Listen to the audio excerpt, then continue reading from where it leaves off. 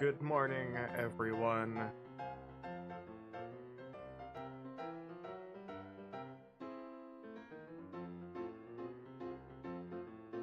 So Google added a fun new setting to YouTube, really, really adding those features that everyone wants for their content. They added that, like, stupid little AI thing.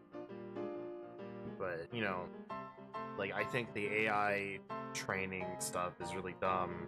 Like, I'm gonna be honest,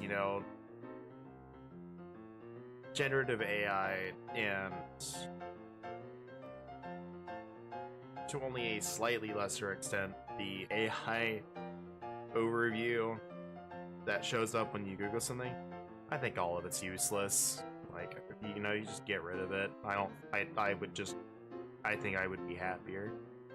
But, I would count my blessings, at least the Google one is opt-in. It's not immediately turned on, so I don't have everyone yelling at each other going like, hey, you do stuff on YouTube, you should turn this off. And they did slide it in,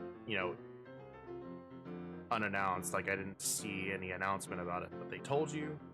Like, and this is kind of where I'm a little bit appreciative of how they do stuff. Is I went to the dashboard to obviously set today's stream up, and there's a little thing at the top, little notice bar. It says like, "Hey, we added a new setting to do this." Like, you can view the setting. It takes you directly to it, or you can just dismiss the little notice if you don't care. So, like, obviously, like, they didn't just slide it in and say nothing about it. And again, more importantly, they did not turn it on from the get-go. And, again, I don't like AI. I really don't. I think AI has its uses in certain fields, and honestly, as far as I'm aware, those certain fields are doing it right, where they're training this model on their own data. They're not doing it from anything else. Like, for example, NASA and medical sciences. Like, the examples I saw were like, hey, we can, we put all of this data into this model, and it helps us sift through data faster. So, like, hey, maybe that planet is habitable, maybe it's not. Here's, it's just going through all of this data to look for things that they want it to, faster than, a team can, which, you would think ordinarily would affect jobs, but, like, with what they do, what it allows them to do is it just allows them to focus on other stuff, or, like, the model is sifting through data and going like, hey, this looks good, hey, this looks good, hey, this looks good, and the actual people are checking it out, right? And then, there's the medical science stuff is, the one thing I saw was cancer. They're, like, looking at, like, all the scans that they've done of people who had cancer, and, at various stages, and they look at it, this model looks at it and goes, oh, hey, your scan has some similarities to this other one, you might want to go checked out, right? And that's kind of this in other conditions as well. So that's what they're using it for, or wanting to use it for in those fields. I'm like, yeah, it's good, but every other kind of AI was like, we don't really need that. But Google seems like they're at least taking a decent approach. Like, it's opt-in, seems to be a bit more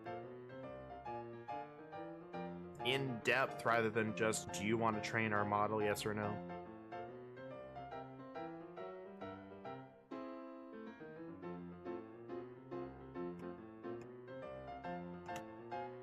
I got too into talking at the computer. I think I need to do.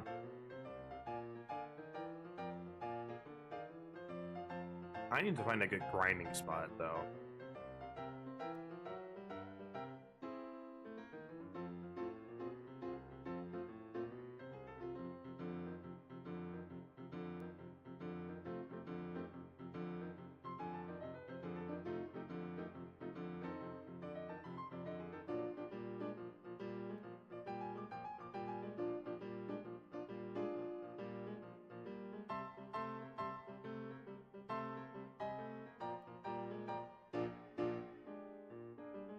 Let's see, what does this say?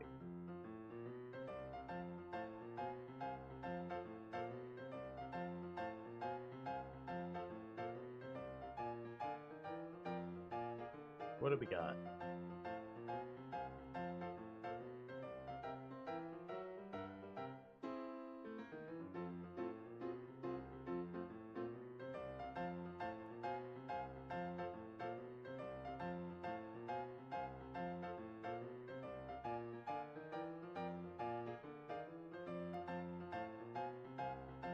You get the second meteorite base of beating the monster arena. You can outspeed the circuits at all. I mean, like, yeah.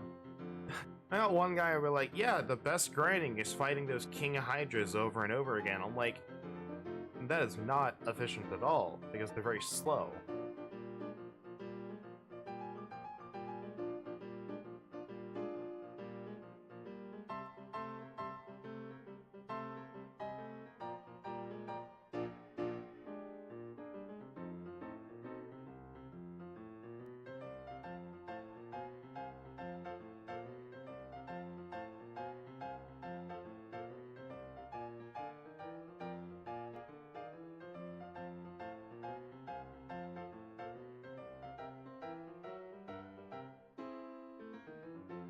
We can try seeing what shows up on this island.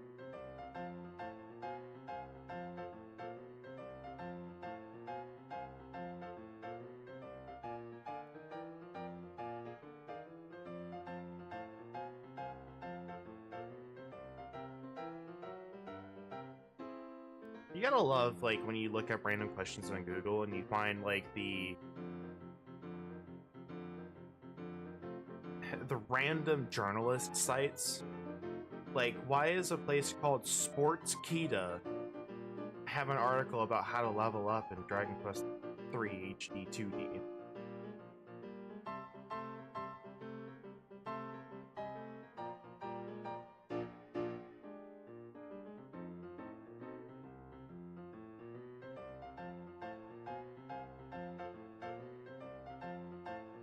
Let's see, where's post game?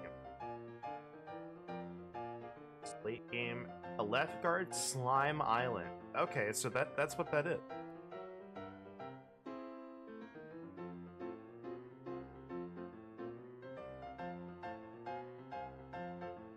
Interesting. Okay.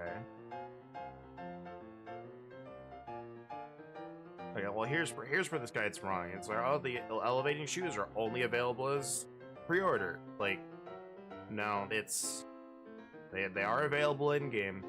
Just get them earlier. Is there even a Metal King slime in this game?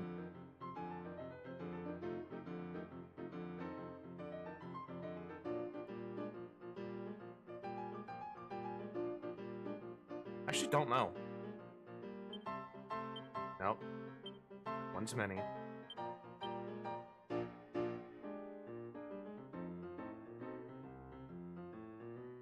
Few monsters that I didn't beat? I don't know where they'd be at. I'll have to talk to some people that have played this game where I'll be like, what am I missing? Yeah, there's the liquid metal.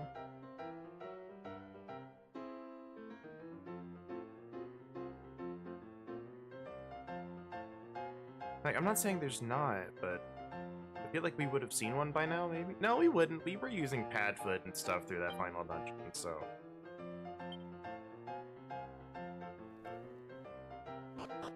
Alright, I don't... No, we're in Cantland, so we want to go to... Palantir's the best place. Also me forgetting I can zoom outside again. Alright, but that island right there, to the top right.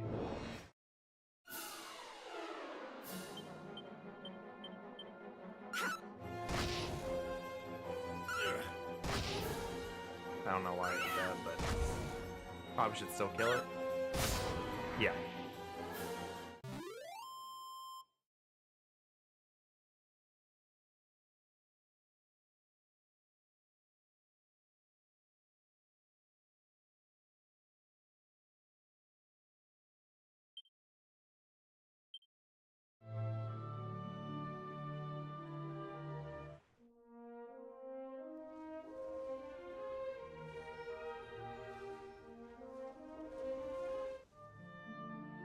don't know if we ever went in here.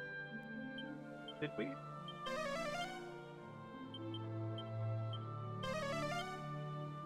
Yeah, we did.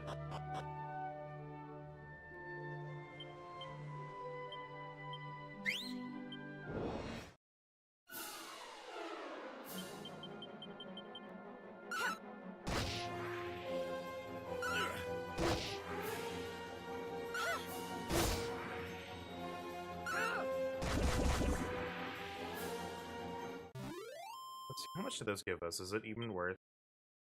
No. I really wish I had the Intimidate option from 8, where I could just scare away monster encounters that weren't worth it.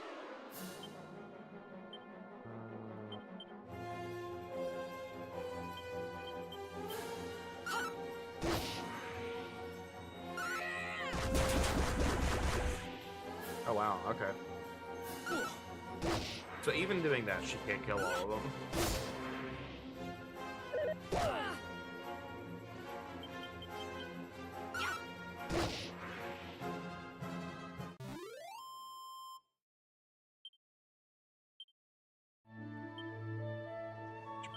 Down. It's a little loud in my ears. Abilities. Alright.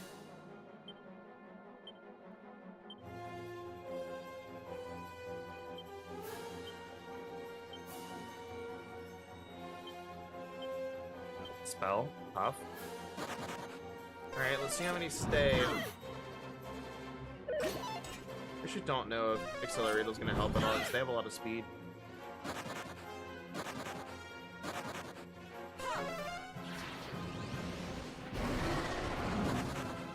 Ready now.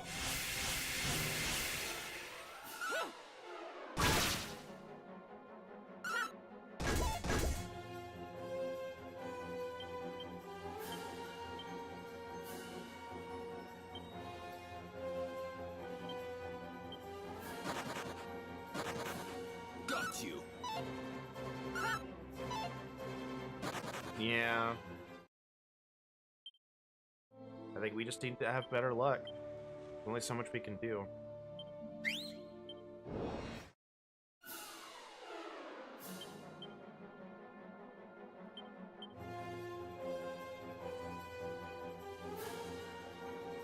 Yeah, because Flame Breath's not gonna work. Honestly, I think what we do is I don't think anyone's outspeeding them. Actually, no, we did outspeed one.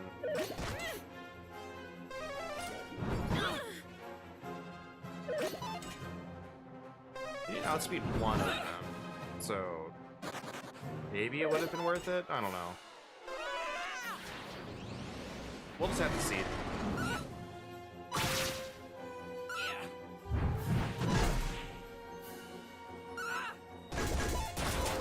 There's one crit. That's kind of why I like the Flail of Destruction, but yeah. Come on, I want to see it work at least once.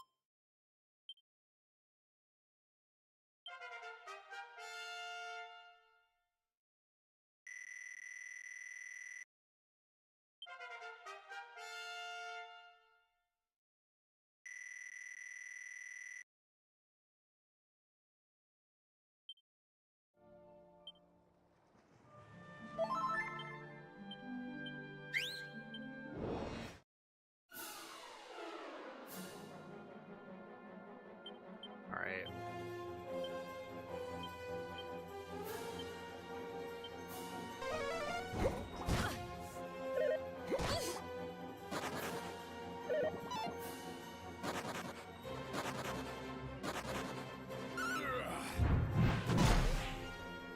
Enough.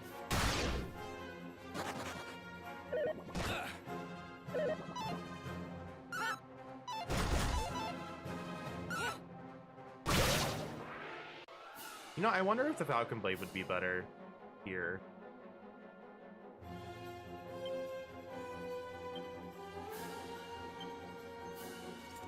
Because I go 4 times.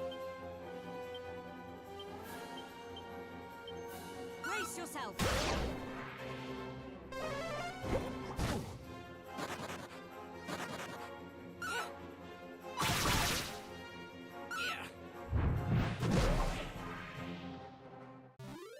That might be better.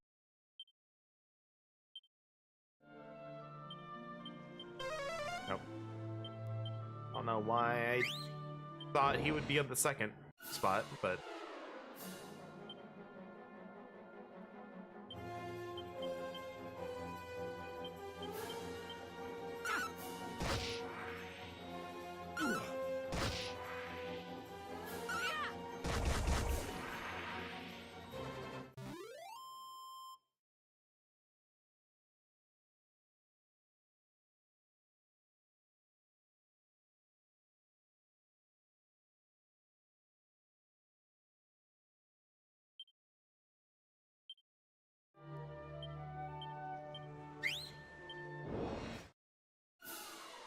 Alright.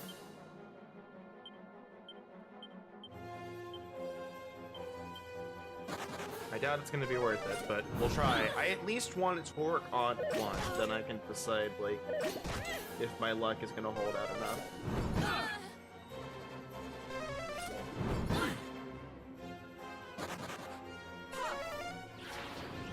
The biggest thing is it's not worth casting Accelerator more than once. Ready now. Unless I can do it twice in one turn.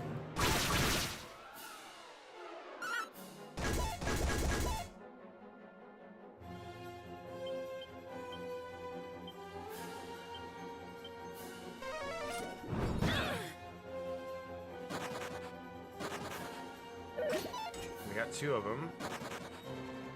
We got 3 of them. All right.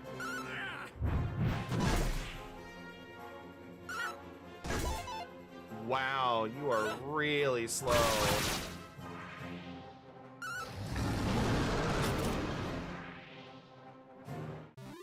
What happens to your agility when you transform? I don't think it's worth using Accelerator at all.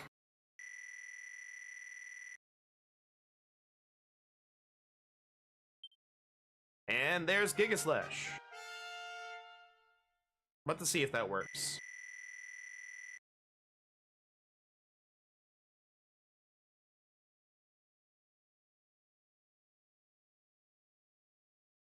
Hello, you've reached New Slime Island. Oh, whoa.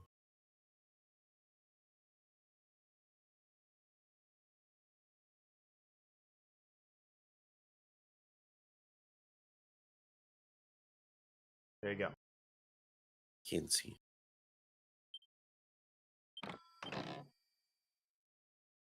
Wow, more shoes. Ew.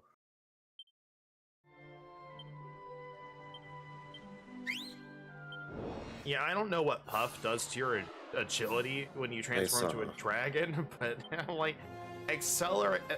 It's clear. It's either ignoring the. It's either completely ignoring the meteorite bracer, or the agility is so abysmally low somehow that it can't even outspeed our monster wrangler.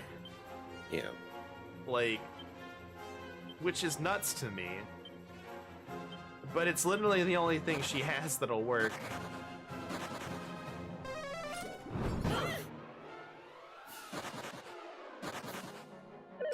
And sometimes you just have them all leave on the first round.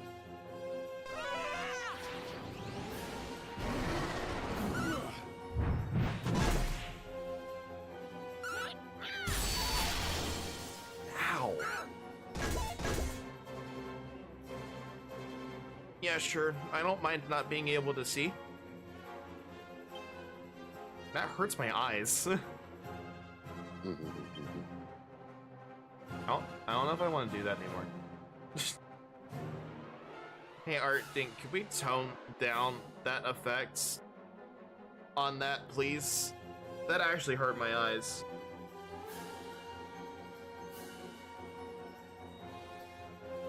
Like, I actually had to close my eyes for that.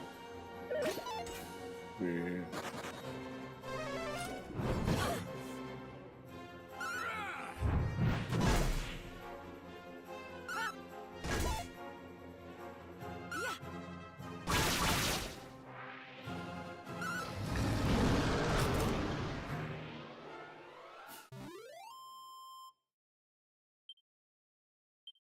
So good morning, Beowulf.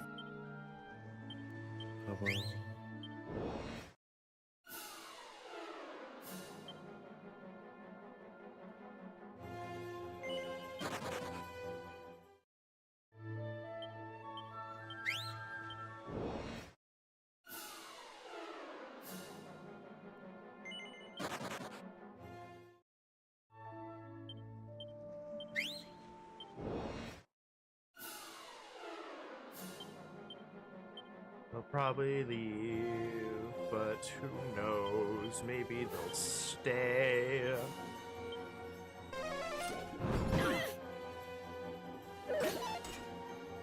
Brace yourself.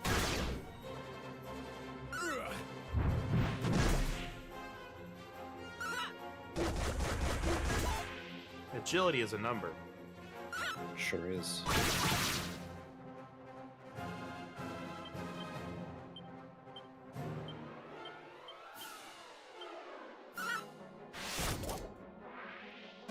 I'm not letting you run away.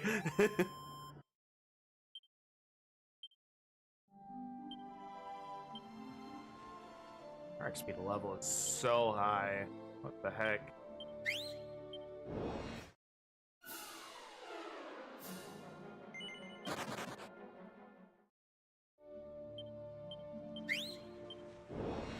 You're also coming in a little bit quiet.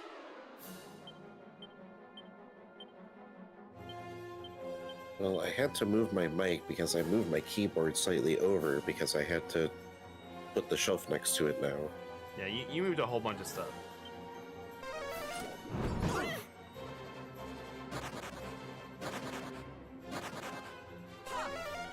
Sometimes you just lose 3 out of 4. Alright. Goodbye, slimes. No! Great. Literally on every single wrong group, of course.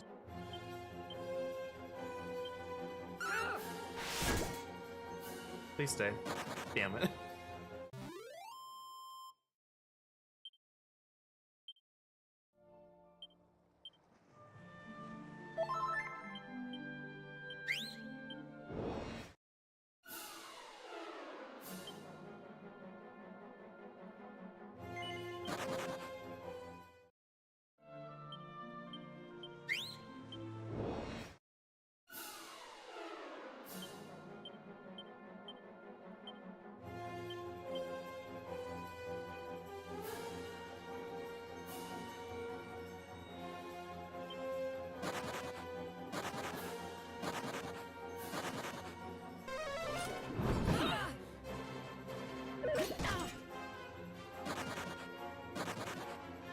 Wow, tough crowd.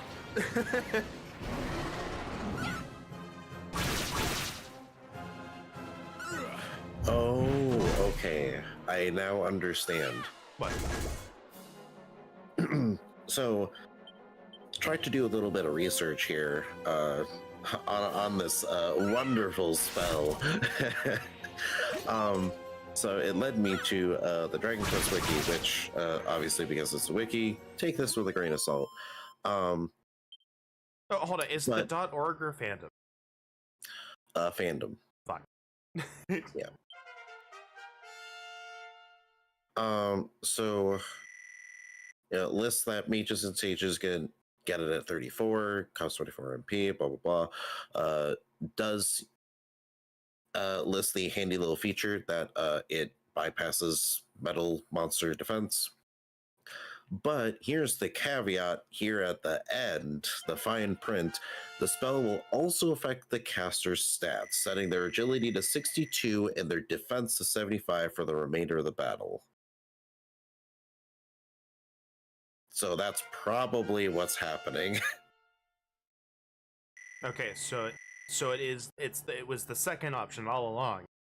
Their agility is just absolutely abysmal. Yes. Again, I don't know why you why not just use these stats? Just use the base stats, bypass accessories, bada bing bada boom. Shrug.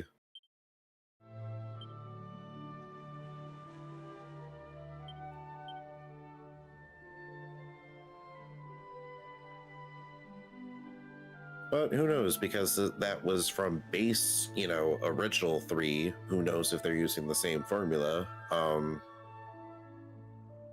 for the spell in the remake here. So, but if it was there in the original like that, I would assume that that's what happened. What happened? Bravo.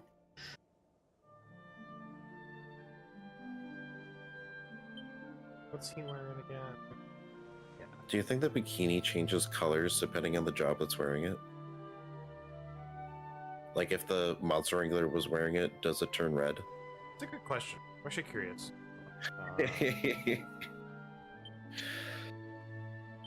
Or is it always blue?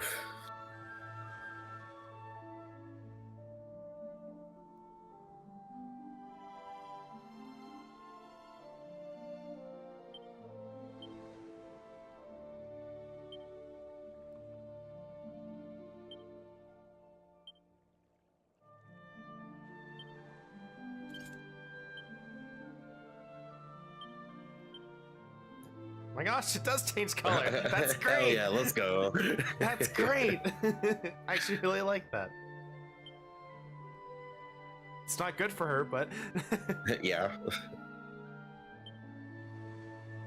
Science. yeah, it's not good for her. But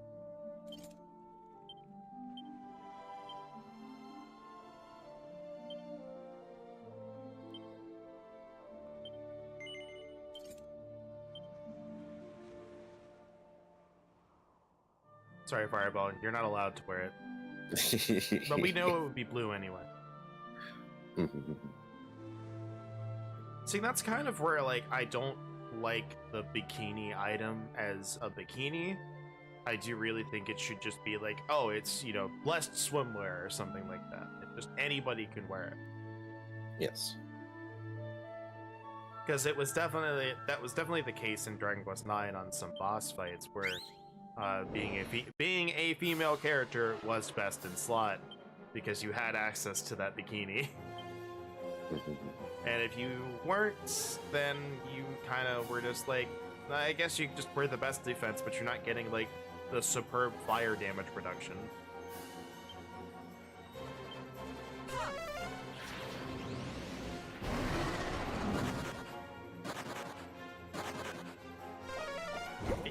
It makes sense for, some games. Like Dragon Quest XI, it's like only Jade has this one. I'm like, okay, that checks out.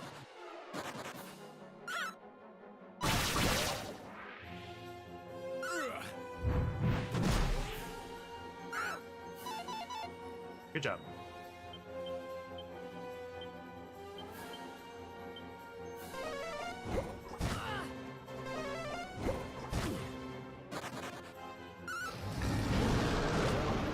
Agility is a number. She went first. I want to point this out. Like, let's take the 65. All right, doubled. That is 130. Sure is. 221. 190. 231. At the lowest party member, it is still 60 faster than 130. If we take that 65 and assume that's the number they're still using.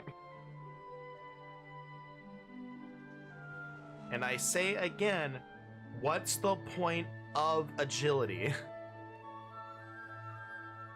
None.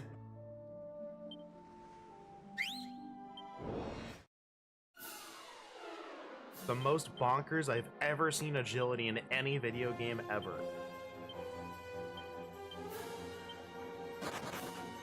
Bye. Was I seeing you again?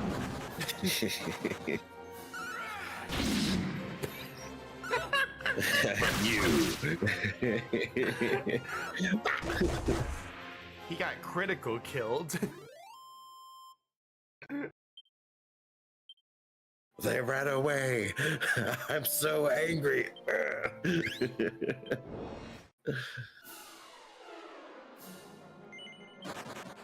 I cast stab. the rogue spell list, I cast Stab.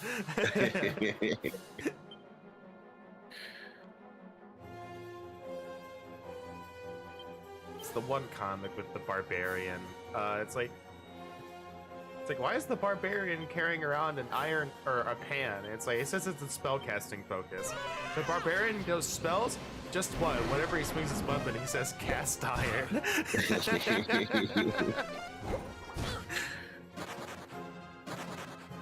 Oh, the PC worked fine at Geek Squad. Like, both his cable and the replacement cable worked, and it still had problems the other day when he plugged it in.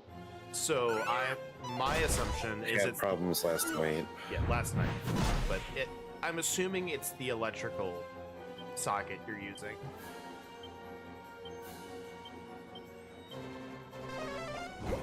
So like that specific plug. Oh, I don't know, because I need to test whether or not is the power supply possibly with this outlet. Because when I was talking to my roommate last night, it's like there is a tiny theoretical that it could be my power supply, that it might be like so dusty and stuff in there from sitting on the floor over for the last like year and 6 months. But you clean your PC out regularly. Yeah, I know, but that's like effort and stuff. I do it like every few months. Just give it a little dust. I also don't have like, I didn't have a good way to like really clean it, because we don't really have any open tables and stuff, so I just get down on the floor.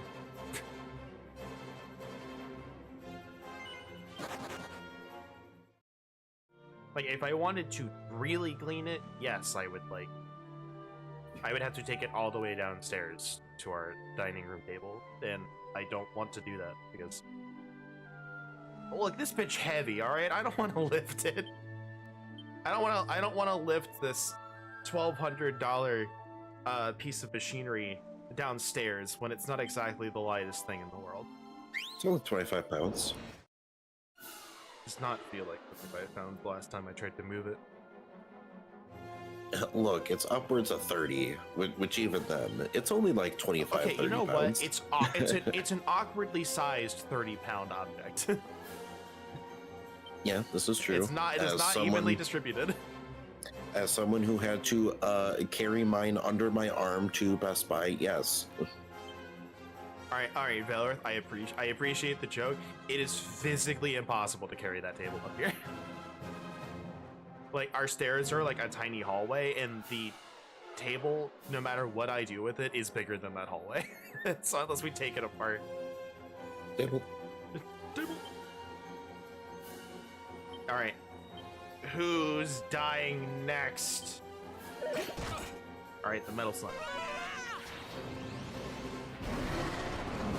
No, we have a nicely sized dining room table. Also, you know that like pop-out window issue that I was having? Yeah. I'm not having it on Discord anymore. I literally could just hit the full screen thing that I usually do, and it's working again. Nice. So I don't know what Discord did, but thank you, Discord, for doing something good.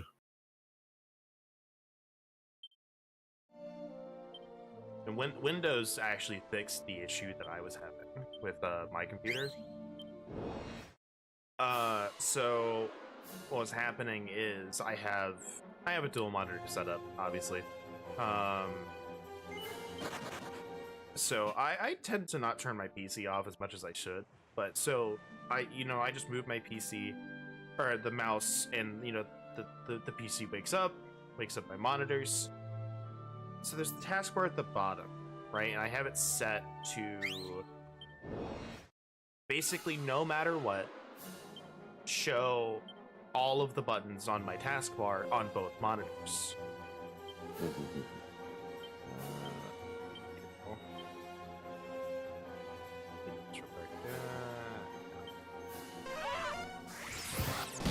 So what Windows did after an update was like it would just ignore the setting, and presumably this is the default in there. I don't know. Enough. It would ignore that setting and would only show the icons on the taskbar that were open on that monitor. So what I would have to do is I would have to go into the setting, turn that setting off, like turn this like any setting to whatever, and then turn it back and it would work. And I had to do that every time. You're mine. Every time I woke up the PC.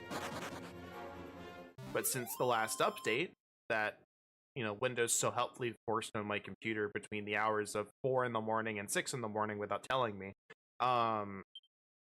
thanks Windows, it has not happened anymore. And I will say this just in case I ever get somebody who works at Windows.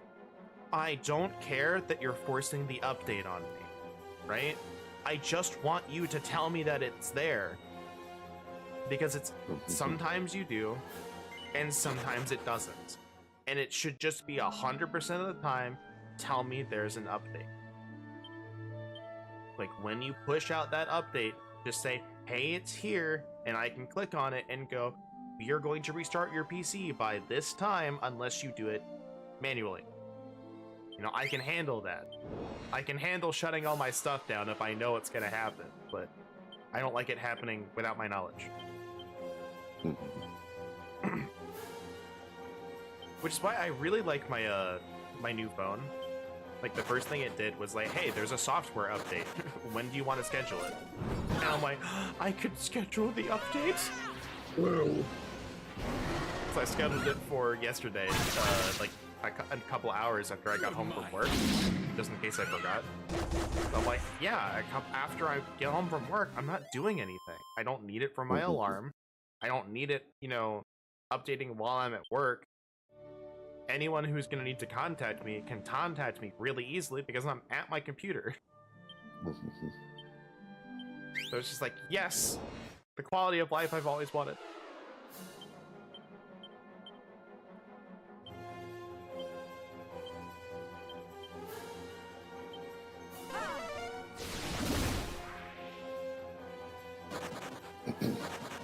But when I was talking to my roommate, I'm just like, I feel like I am in this like ever-ending loop here of like, damned if I do, damned if I don't, because like it could be the issue of, me leaving my computer on for like the 8 hours while I sleep. Which I've mentioned to him, like, I've done that a few times, like, before within the last month. So, like, sometimes my computer would be on for, 24 hours straight, and, I didn't have any problem turning it back on the day after. So it's like, for this morning, I'm just like, I kind of want to, turn it off and, just after, before going to bed, and then see if it would turn on, because maybe that, is now the issue of PC cannot be on for, super long extended periods of time, like over the night or something. But it is just this weird loop of like, is that the problem? Is it not the problem? Is it like the outlet? Like, I don't know. But obviously, since I want to not skip today, had to keep it in sleep mode. So I guess I'll find out when I come home tonight.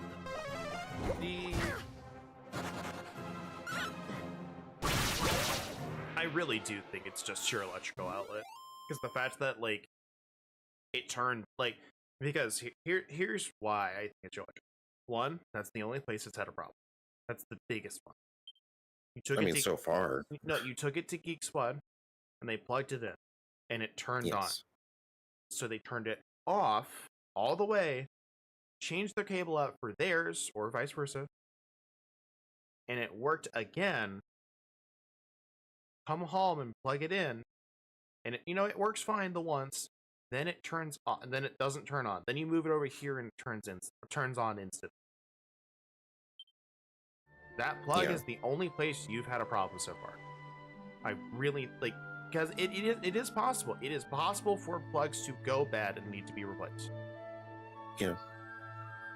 Because we know it's not the new electric strip, or it's not. We know it's not the electric strip you were using. The unfortunate thing, I have to wait until I come back home after work and attempt to turn the PC on to know for sure. Yeah. So I have to unfortunately play the very long waiting game. I mean, honestly, and this isn't me being like.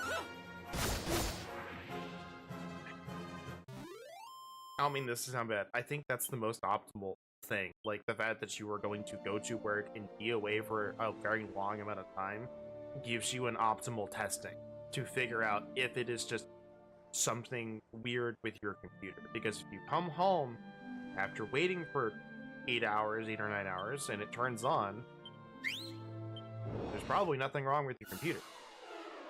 Yeah.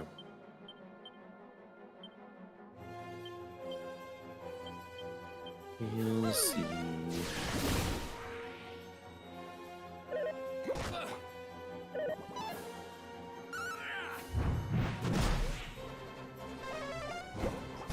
And if I have to, I can keep it over here for now. Which then means I need to clean my room even more Yeah. for an electrician to be able to come in. Yeah, but at least you'll have your computer while you do it. Yeah.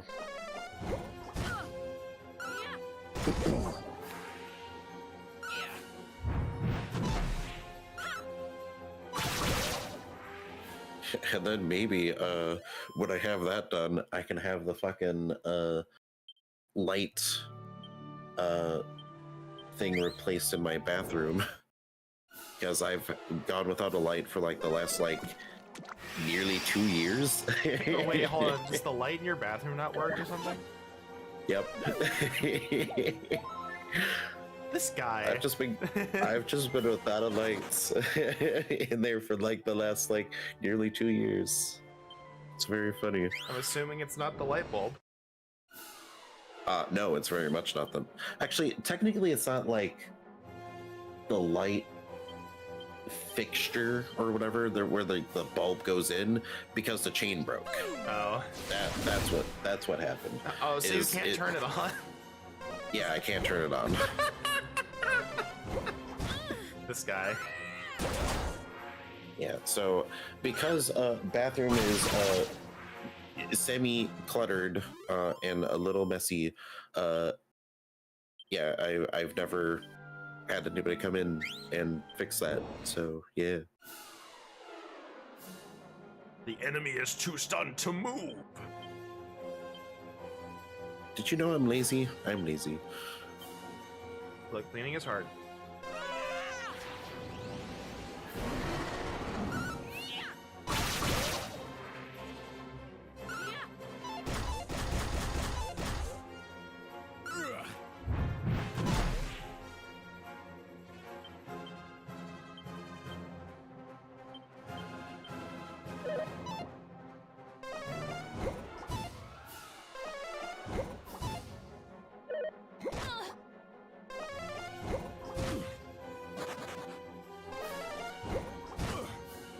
Oh, that's quite a few. I know.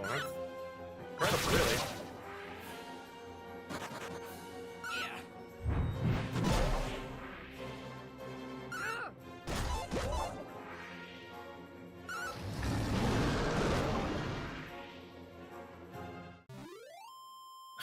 I was waiting for one of them to just dodge it.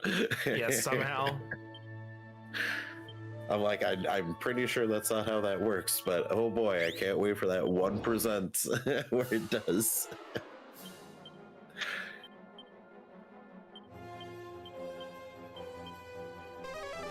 Just in case, I might as well keep doing it.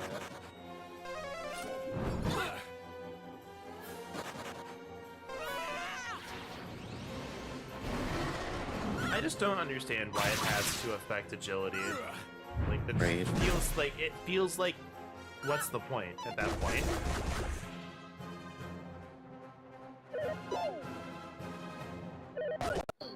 Because like you're still taking the turn to do it. Yeah, I know. It's like I have to take the turn to do it, and then I don't gain control. Why not just let them keep their stats? Right? Yeah. It's like they're already modifying like the you know, speed and defense stat. It's like if it went off of, you know, like, you know, one of your offensive stats, it's like they can manipulate that instead. But it's like I know it doesn't technically, so it's like I would concede to letting them change the stats of my character if I got to go on the same turn I cast it.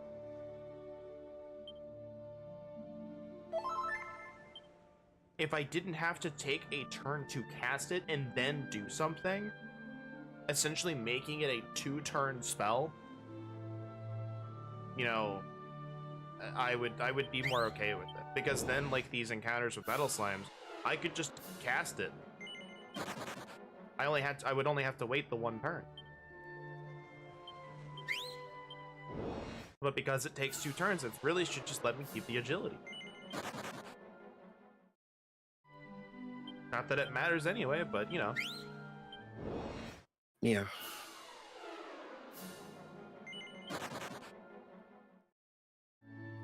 I don't know, some part of me thinks like they did that for some balancing sake, but because of how they did it for balance sake, they ended up really nerfing it. So It makes it basically pointless because anything the sage could do is going to be better.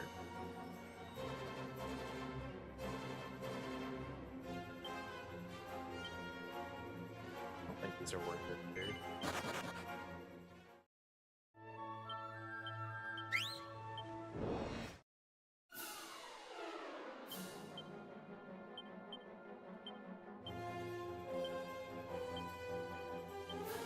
You're mine.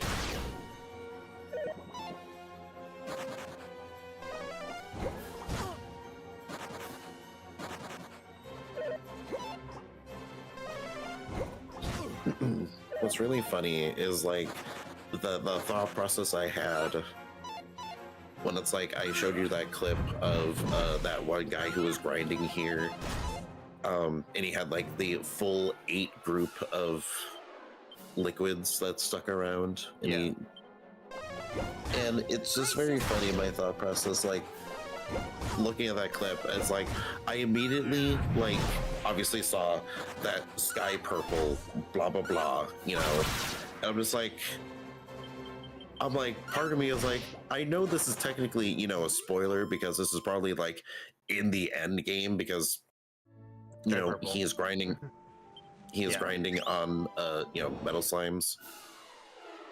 But it's like, to me, it's like, oh no, purple sky later in the game in a Dragon Quest game. Oh no! Ooh, what a spoiler! What a spoiler! Oh no! So it's like my thought process is just like, okay, something takes over the world and covers it in darkness. Oh no! Have you ever had that moment where something was so obvious you just you never thought about it until someone said it out loud? That really is how it works. Yeah. The sky is like purple or red in the end game, and like most of the Dragon Quest games. 3, 4, 5, 6, 7. Some of 8. 9. 11.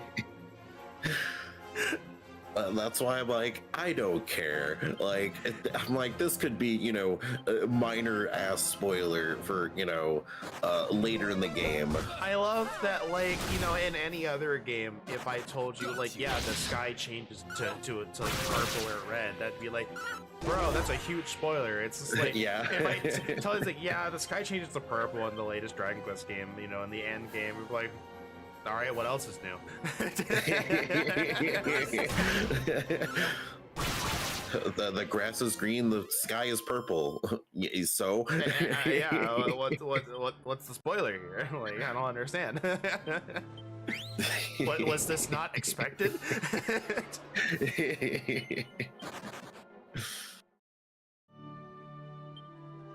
Now, the next Dragon Quest villain has to turn the grass black. No, it inverts. Turns into The Namek. sky, It makes the grass sky blue. stays blue.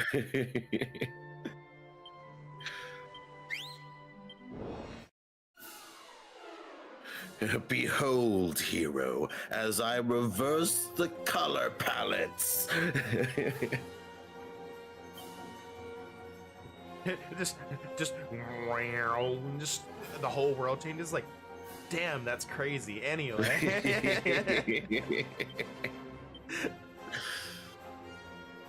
what Look you have at my failed, world-bending powers. what you have failed to realize is that you've now used your turn, and now I have my turn. My turn.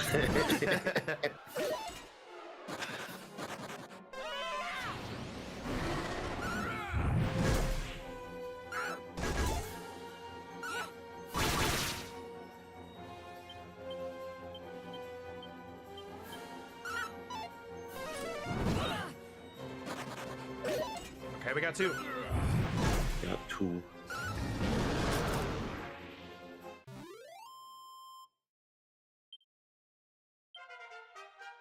If anything, though, it's like with the dragon going essentially last all the time, it is a for sure measure of like, okay, if Sylvia goes last, she is at least definitely killing any metal slimes that remain. Yeah, No doubt. and They it's die. true.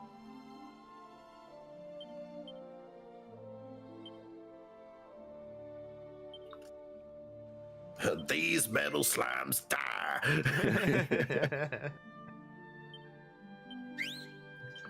I swear on this trucker hat. Trucker hat that we're definitely wearing. Yep.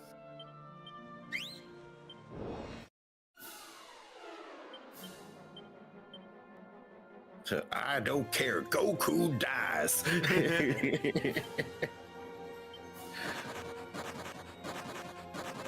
Damn, alright. Tough crowd.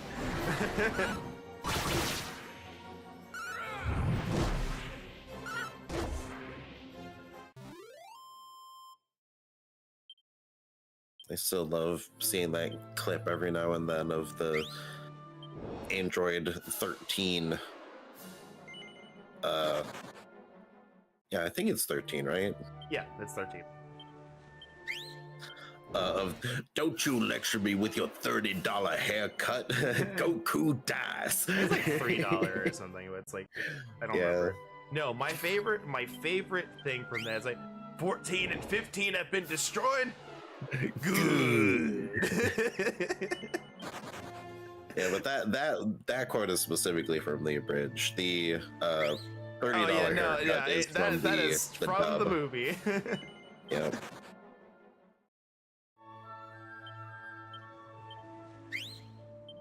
It's like, what's your defense? He's got a drinking problem. It's only a problem if I run out. Does that do anything for you anymore? Not anymore. Does that do anything for you? Not anymore. Oh my god. The That shit writing was on so that, good, but so dark.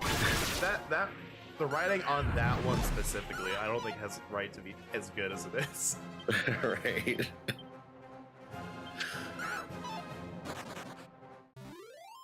Definitely one of my favorite movies.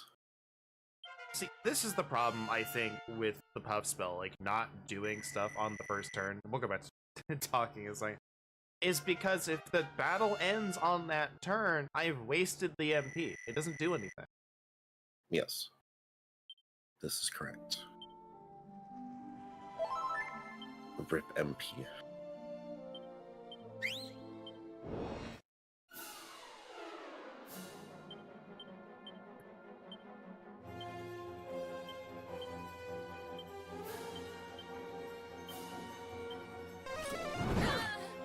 Gotcha. you. Neat.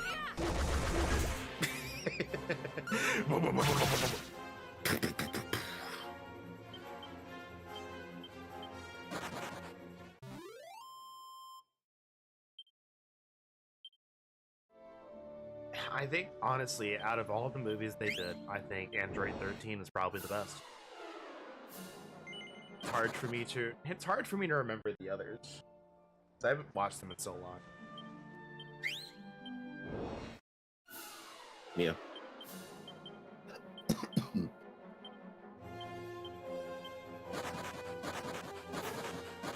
Damn, alright. That's crazy.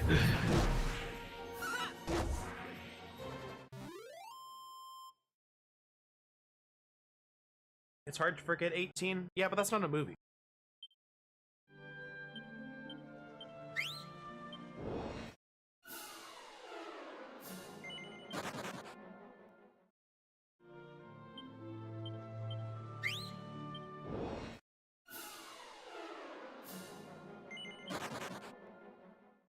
I haven't watched the new Artificer video from the creators interview, but apparently armor got buffed. Yeah, I saw that. I'm not sure how to feel about that. I don't know how they got buffed, but that subclass definitely didn't need it. Not really. It's like the class overall may, possibly need it, but that subclass in particular definitely didn't. That subclass is very solid. Yeah, no, it... Honestly, from having played in that one shot, it seems fine. It's like from seeing Arkolv play in a longer, campaign with that, like that subclass is very, very solid in the long term. Like, it's like if they buffed it, it's like, oh, let them have even more utility and usefulness, in and out of combat. Like, why not? Is that the same one that they ran wrong for the imbued armor or whatever? Yes. I know that that doesn't make the class any less solid, but Yeah. that's 100% not correct what they did. I mean, it is also technically on Willie, who just went along with it because he is like, oh yeah, that's a funny, silly idea. I'm down for it.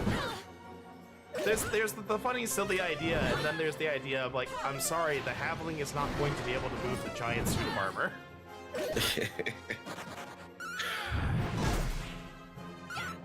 Yeah, like, I don't know. But, it is what it is. Also not my table, so... Like that, again, that's up to him. I told you exactly what I've done. It's like, all right, you take the time, you view the magical suit of armor with your thing. It is now yours, however, you can't move it.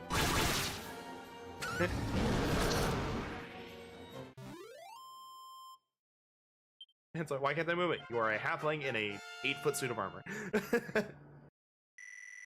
I mean, considering it was made for giants, like, it would For technically giants. be like 10. Yeah, but still, you are a tiny 3-foot halfling in a 10-foot suit of armor. You cannot move it. Hell, might even be more than 10 feet, actually. But, I don't know. I am not sure how exactly tall a giant is in, D&D lore. It is at least more than an average person taller Yes, for sure. than the average halfling. I would wager a guess.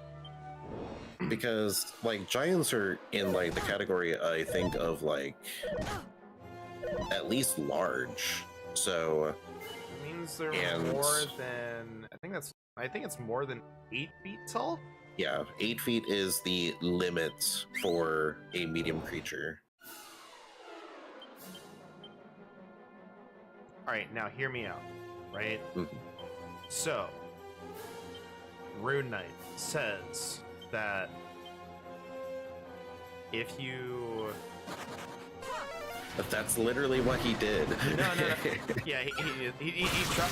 That's what the DM let him do. Is he let him control it with his imbuement. But halfling rune knight. So Giant's Might says that you grow double your size and become large. But Yes. you only grow to like 6 feet. So do you become large?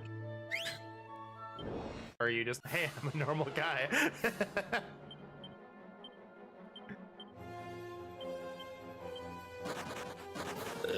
I believe technically rules as written, you would be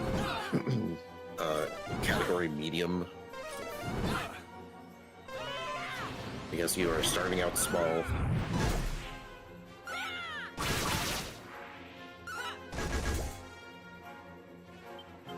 But that's also assuming you take like the minimum, you know, height of like 3 feet.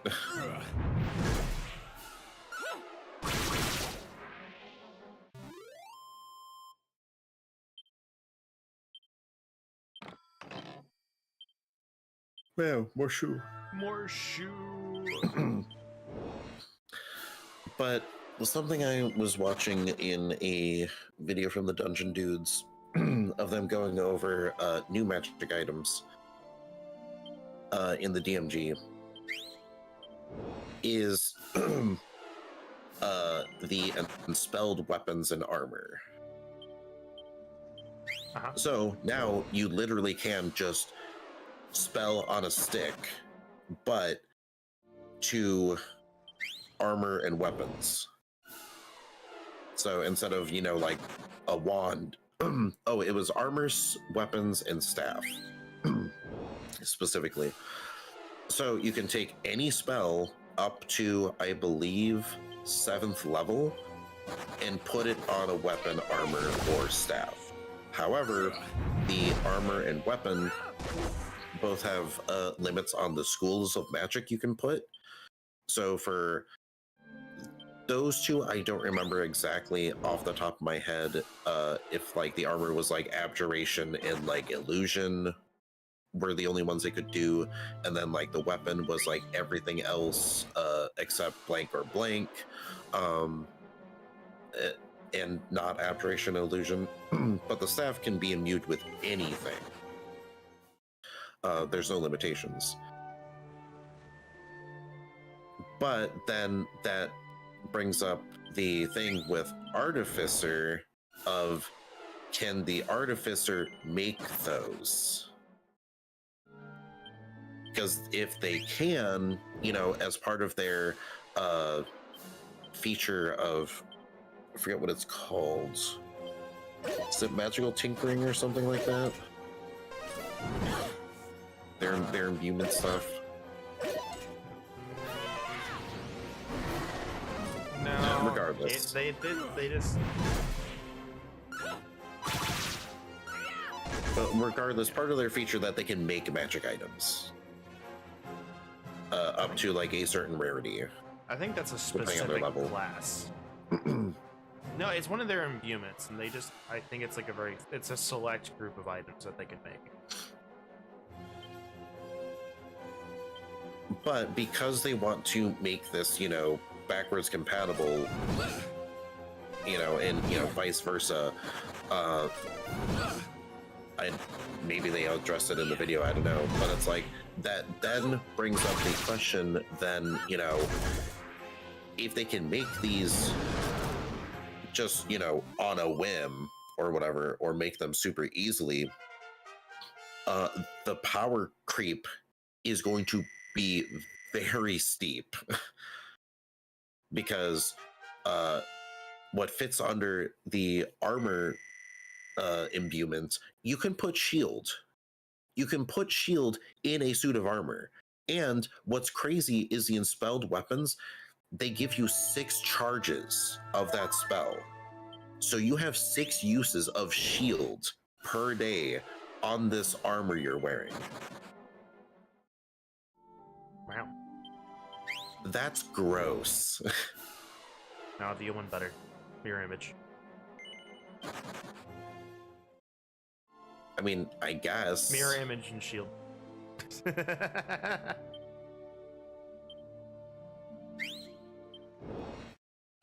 I go back and forth whether I like new mirror image more or not.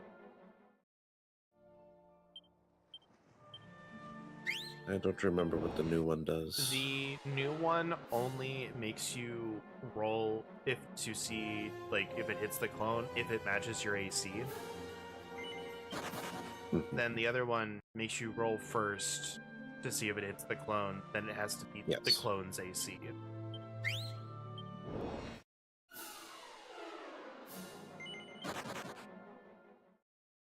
I think they both have their merits, but I think the new one is easier to understand. Yes. Like, does it break your AC? Yes or no? Alright, roll to see if it hits a clone.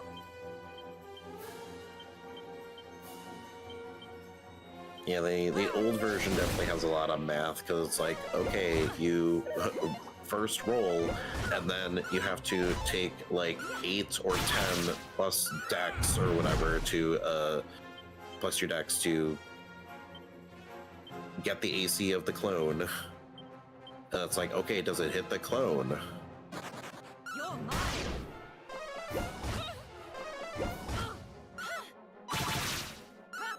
So it's like, technically, you know, that then makes the spell a little bit, I guess, in a way nerfed if like you're like someone who is like higher AC. Yeah, that's but what I mean. Because it's a spell, it's like by its nature of being a spell, you're probably not going to have it if you have a higher AC. Yeah, that, but also like by nature of it being a spell, normally spellcasters have a slightly lower AC than average, you know, than the frontliners, who are all having an AC of 18. You definitely struggled with my mirror image when I was playing the Artificer. You were having a you eventually you went on a hot streak eventually, but you were having a bit of a time trying to hit my AC and then hitting the clone.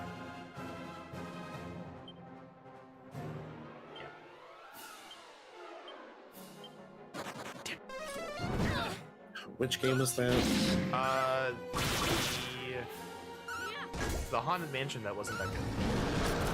Oh, yes. The module, by the way. It's a module, pre-written.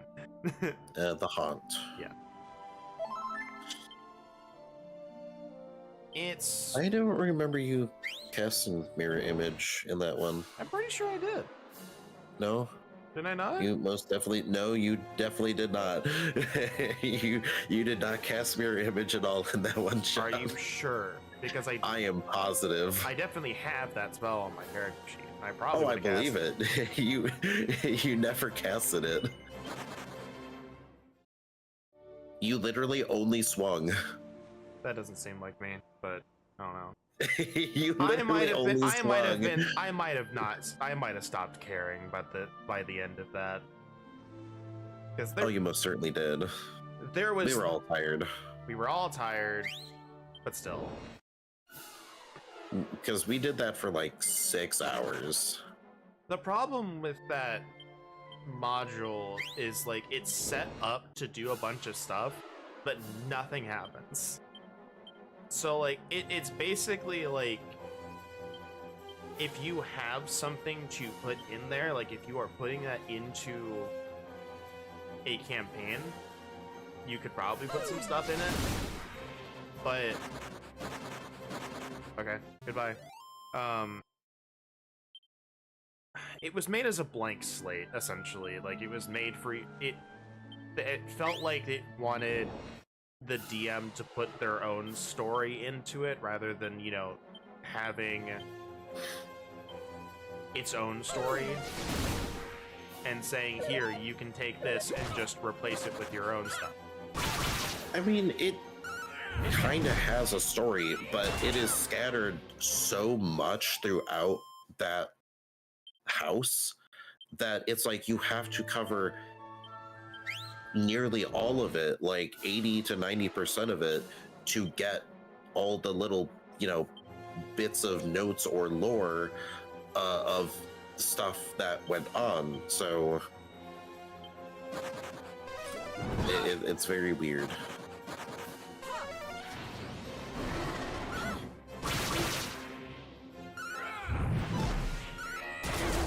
Nice. That's like, if anything, it's like the cloaker should not have been in the area that it would be leaving you one person down. No, that was awful. Like, That is you guys hands down the worst part of the module.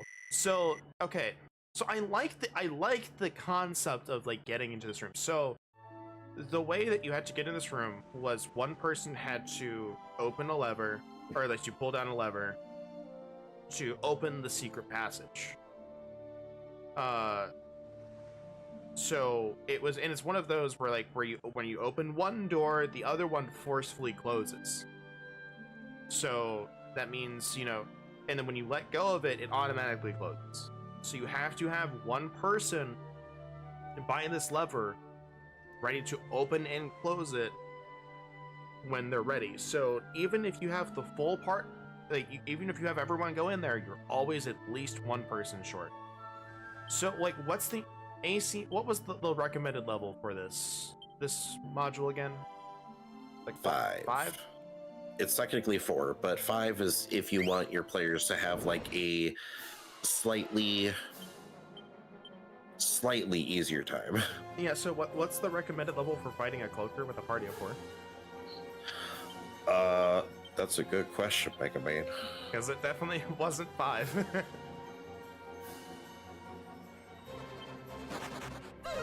I mean, you guys never even fought it. But... I know, but like based on everything I know about it, it's not 5.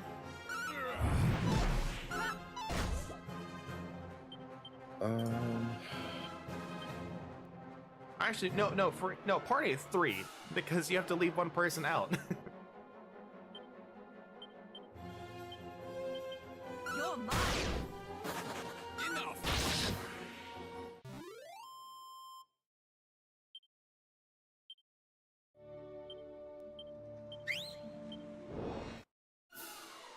But even if the recommended level is right, it's just like that's not a monster that you want to fight one person down.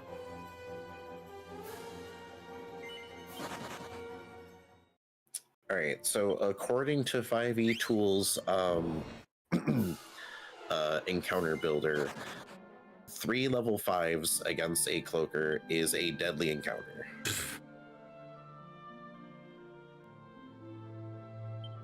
And then Yeah. if you add a 4th person, makes it hard.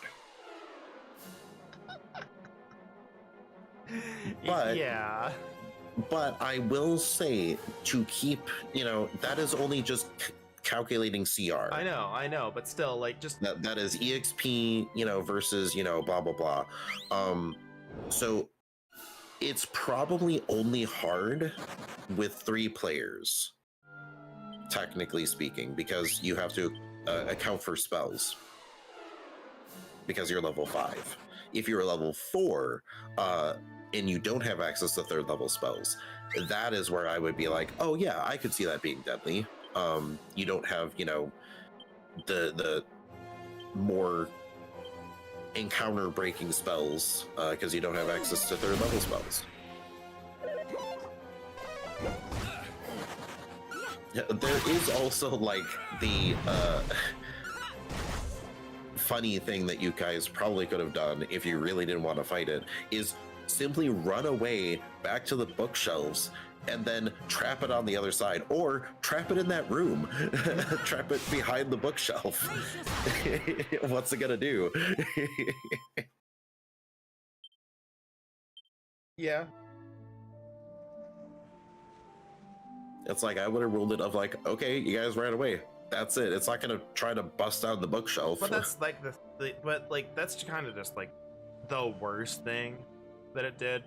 But it's like there's that whole secret room, you know, behind there. There was like 3 or 4 rooms back there, and there was only one thing to find, and then there was the cloaker. Yeah. Then we went downstairs, and all there was a puzzle to go back upstairs because the door locked. Yep. Like, what's the point?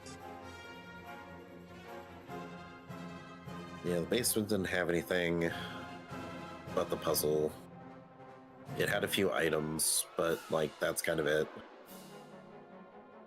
My favorite thing is still like the flame tongue in the pool with the zombie beholder. I just think that's so funny.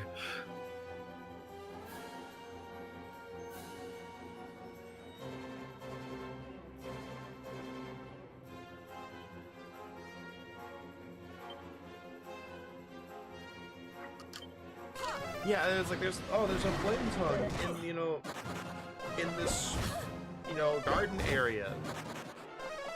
It's like, yeah, you mean the garden area that if I look out there I don't see anything and there's no reason to go out? Yep. You mean it's like, yeah, you mean that one?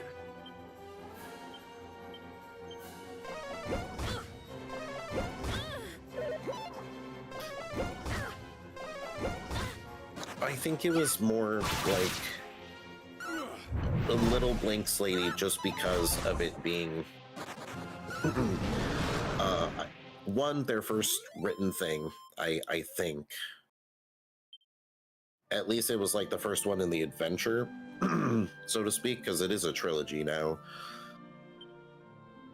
But maybe just by nature of, a mixture of this is like one of their first things they wrote. It's like the first in the trilogy. Okay, like I can understand that. But what gets me is the fact that it's highly rated. Yeah. Like, I understand people have to start somewhere, and I would offer these complaints as criticism to the person writing it, but like, we wanted more. Like, stuff like this, stuff like this, stuff like this, right? Like, I understand that. But there are so many people who are like, oh, this was really good. I'm like, well, it's not. It's not. The thing is, maybe I have spoiled you guys with my attempts at writing. So when you play something like this that is meant to be a fill-in, one-shot, kind of thing, because that is, kind of, why it is as blank is, that's probably the third point, is because it is meant to just kind of be something you can just jump into, like, and you don't have to take like a bunch of notes, blah blah blah. It is just kind of there. I don't know. But I think the other thing that makes it so highly rated is there are not a lot of Halloween or spooky themed adventures on DM's Guild. It's surprising. So, yeah, so it's like there are a few, there's not a ton. It's not like there's like a plethora and you have like a lot of options. But like, I'm gonna be honest, and this is kind of... I know I have my opinions on modules in general, but I do understand that some people want gameplay over story and writing. Like, I understand that. I am not one of those people, but I feel like anything that decides to make something spooky and not do the writing yourself has failed already. Like,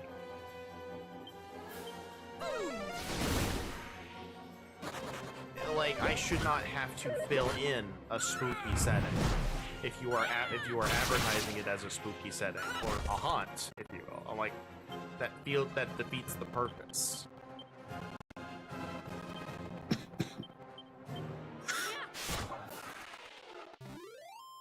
Like, I am coming to you to give me a spooky module.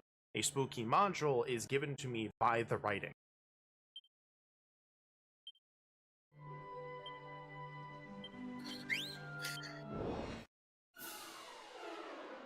It also didn't help that there was like an encounter in nearly every other room. Yeah. I feel like that was a little excessive. For the doll that ran away like 20 times? Oh, that was intentional though. I know. I know what I'm talking about.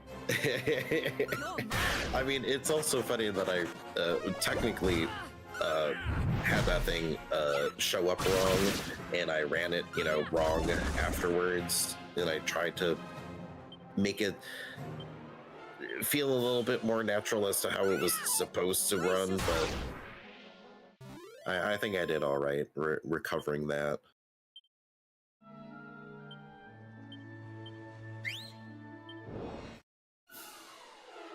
I think the other thing that helped my experience with mods, I was a little bit frustrated. Yeah.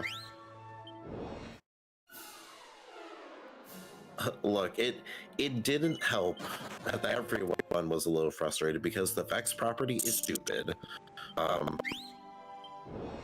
Blade couldn't roll for shit, and then because of that, you guys with your overpowered Vex property never missed, so it's like he was feeling useless. You guys were like having to hard carry. But it's also like he decided to go upstairs after like I clearly said like, hey, like after we all said, hey, we should go downstairs. Yeah. And then was mad that we didn't follow him up and he was getting attacked. I'm like, what did you expect?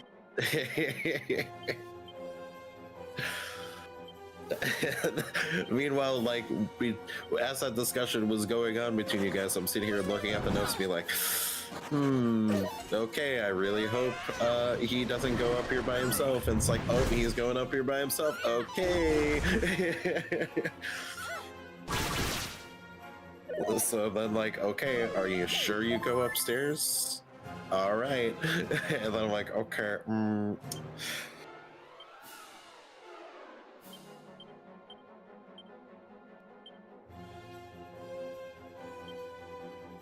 I feel like it probably would have been worse off for him if I had ruled the doll, like, ran the doll correctly in the first appearance, because he would have been upstairs alone and then came around the corner hearing her singing and then had to make the save. Yeah, we were all not having a good time. Yeah. And like, I think the other thing that like does frustrate me, and this isn't necessarily against like the module or the way you're written, but it's like it frustrates me in general when something has potential. Like it's like that the haunt was clearly something like this has a solid concept, a solid baseline, and was just not executed well. So it leaves me wanting more and not getting it.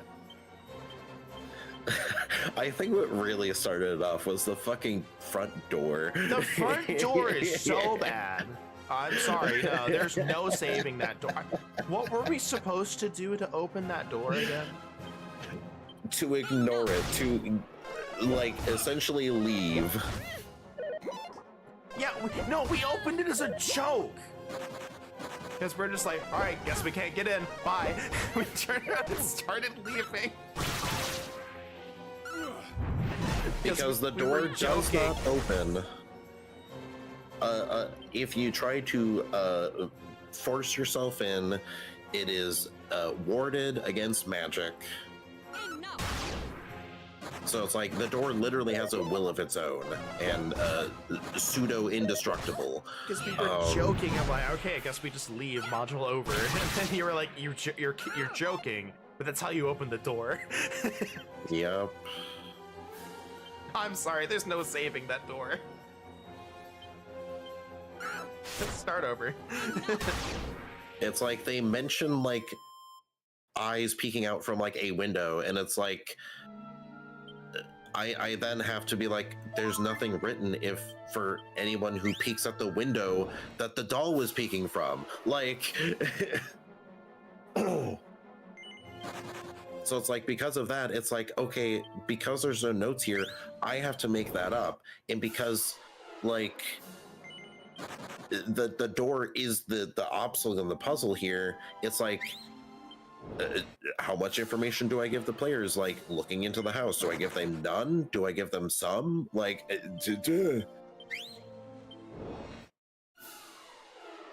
obviously, you know that I ruled, you just couldn't see anything. But yeah, like the beginning part is really frustrating to run.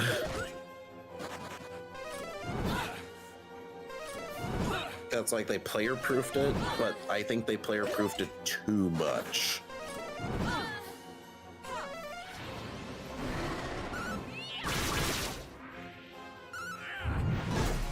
Which, maybe that could possibly be what the problem was with that adventure, is it was player-proofed. Now that I think about it. That is probably what I would equate it to. Yeah.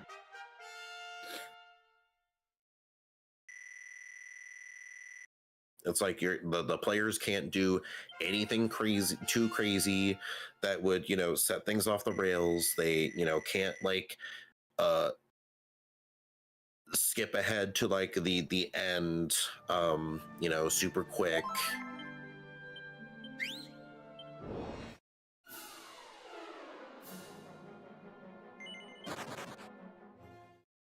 It's like there's definitely a list of things we could complain about with the module, and it's not, again, solid concept, solid foundation. It just doesn't go up from there. Because like you liked Wisteria Vale. That was the one with the crazy beholder, right? Yeah. Yeah, that one was really good. I mean, the beholder and the ball.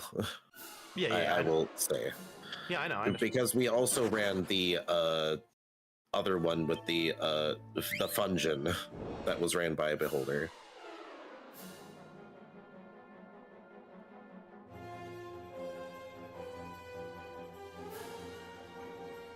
I don't remember that one. It had like the 4 floors, and it was like the crazy dungeon. Oh, with all the traps and stuff. that was okay. Yeah, I know that one was just okay, but just Yeah. I just wanted to make sure that we were talking about the same one. Because that one was also a crazy beholder. Turns out beholders are crazy. Crazy. But again, I'm still of the opinion that I think a well-written module can work on its own or in the greater scheme of a campaign that's already written.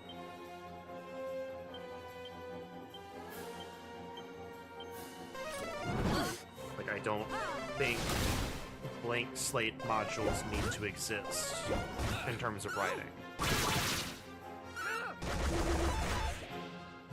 Yeah, but I wouldn't call like the Haunt like a completely blank slate though. I'm using it as an overarching term here, like where this is clearly something that was meant to fit into a campaign and left the DM to fill in more writing blanks.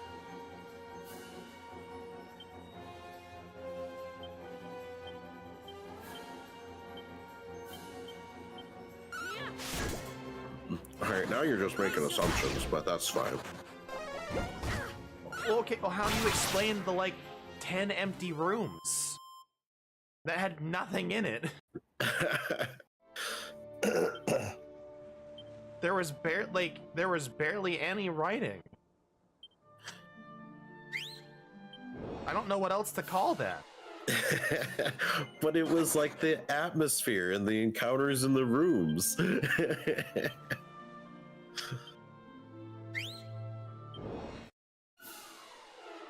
I don't know, man. Like, as the one who had to, read over 80% of it, there's stuff there.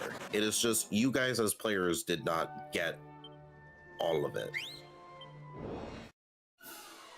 And I also didn't feel like, you know, reading out literally everything. I only gave you like, you know, the notes of like the most important stuff you guys missed.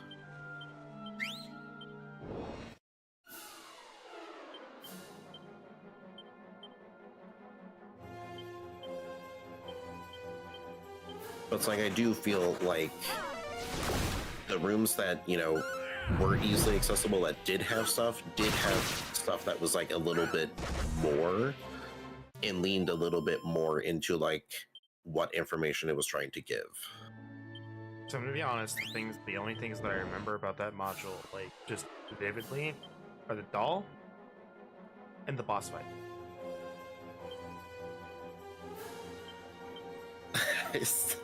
I still find it funny that the boss is supposed to summon two sets of ads. It's like, that's absurd. No, it's not supposed to summon two sets of ads. It's supposed to summon them like every like few turns or something, with, you know, a spell that takes like a minute to cast. And it's like, nah, you can just do that. Which is what I probably assume they just didn't read the spell. Or they, you know, were just homebrewing this as like, yeah, this is just a thing she can do. You know, two per day. What's a Xenlon? It's the super boss in this game. It's me, but Prime. Hello. It is Isaac Prime.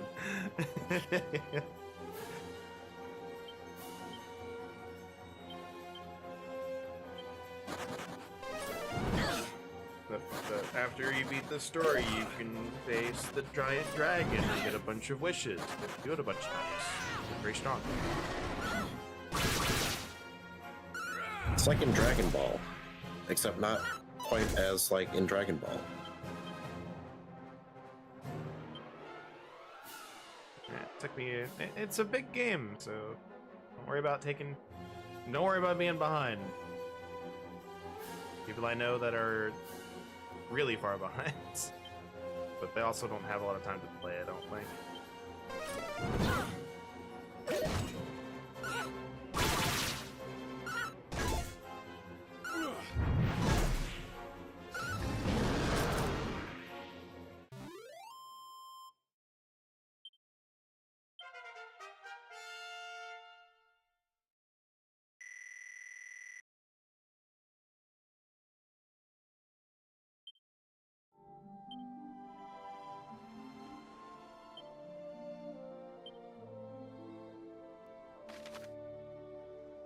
The stat. What's the achieve we have on him?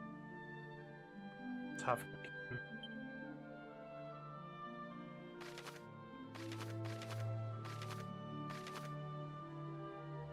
Increase extremely quickly. It really doesn't seem like it. They're both going up by like 1. I'm like, I need you at least to go up by 2.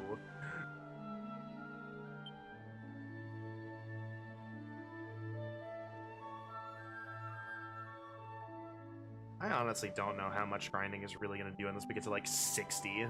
Because that's like, I feel like the only real substantial stat upgrade we're going to get. Yeah. That blesses everyone. Gee, look how much XP we need. Like, that's what I mean. Yeah.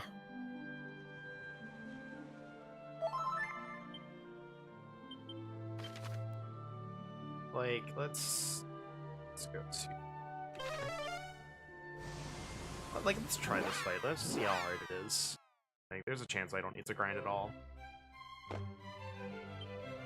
I mean, probably not for this first round. Yeah, but, like, that's what I mean. Like, we don't know. Because you have 35 turns. And the next one is 25.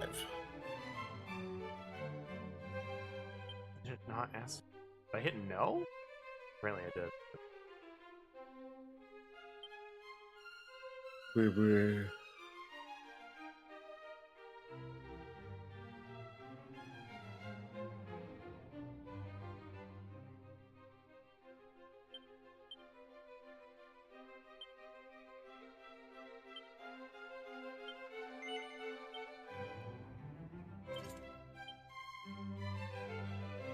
Do you want me to keep track of how many turns? Sure, if you want.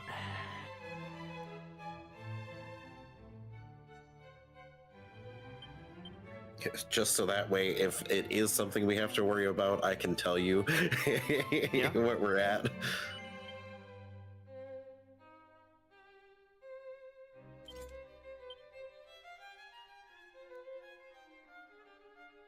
It's true, Vareth, you haven't even started yet. Look at you, overachieving. I'm revoking your gold star. No, not my gold star. Revoking your gold star privilege. You overachieved so hard.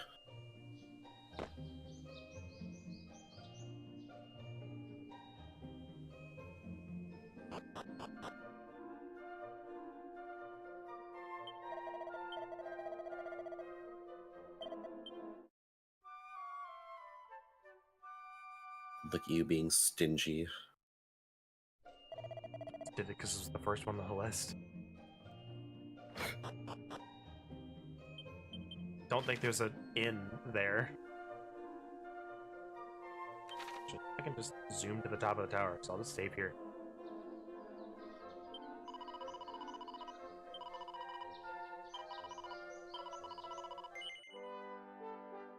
Let's see how hard this fight is. I should also put the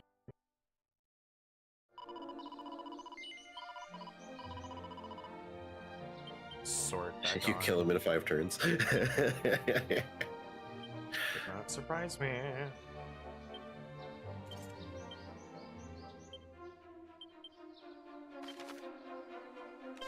Look, at least I don't have, like, Dragon Slash or something with the Falcon Blade. I'd be like, well, okay, done.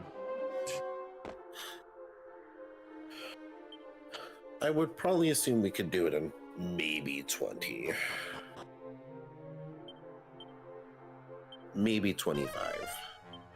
We'll see. Because, like, we're not, like, super optimized, but, you know, I think we're pretty built. Oh, yeah, that's what I should do. But You have, like, 3/4 of the spell list between your 3 characters. yep.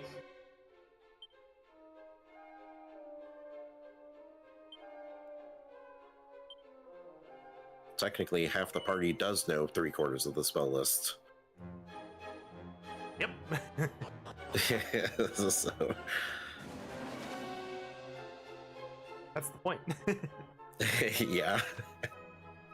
That was, in fact, the point of getting 2 sages.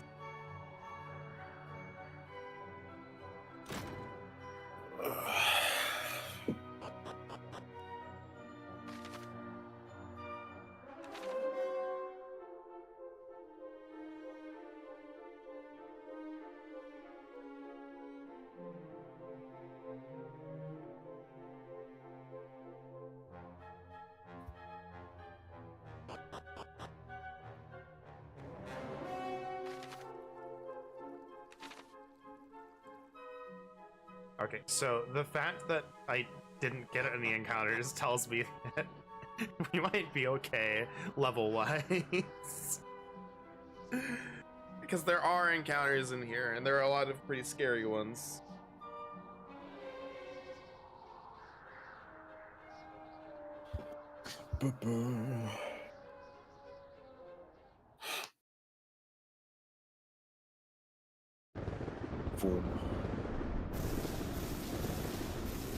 I am the Eternal. Look, they weren't really subtle about this one, alright? Well, yeah, with a name like Xenlon. For a human Xenlon. to reach He's this also green. place is truly something. You know what I Yeah, like it's the like most? an off-green. You know what I like the most? Mm. Because of the way his body is, his feet are backwards. Oh, yeah. Well met, mortal. I am Xenlon, keeper of the heavens. You must be rewarded for reaching my sanctuary. I shall grant you a wish. But on one condition. About to say, is the that first you one free? first best me in person. Do you accept? I mean, look, I already had to be a hero to get here. You think I can get like one free one? You know what? I wish like Goku had to fight Shenron He had to every fight time. Shenron every time he he need would a win. love to. He would love to do that. He would love to get wishes because he'd get to fight Shenron. That would be hysterical. Like, that's a hysterical Toriyama, why did you not do that? alternate Dragon Ball timeline where Shenron decided, all right, I can grant you any wish, but you gotta beat me first. Gotta beat me for every wish. the beta of the Tamagamis in Daima. Okay. Ow.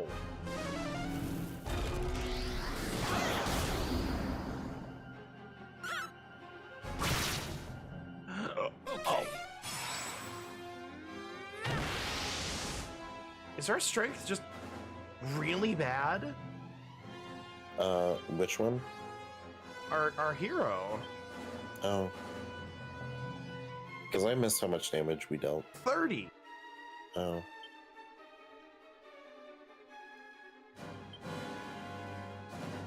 Shrug?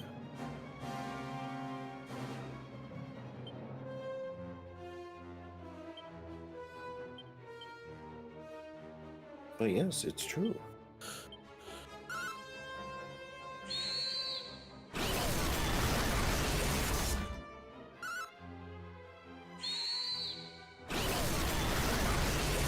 We're on turn 2. More heal.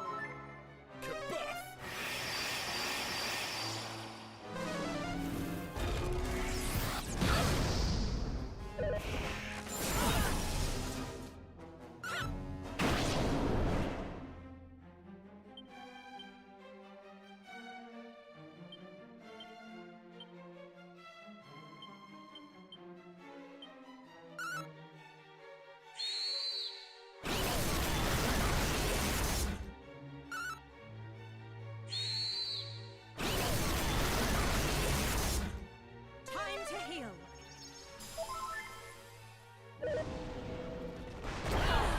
Ow. Ow. Here I go.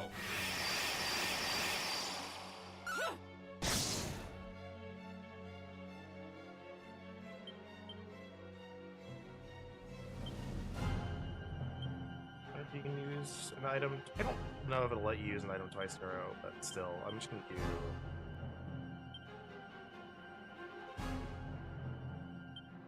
that. You do that.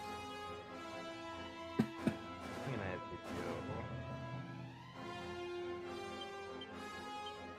Just a moment.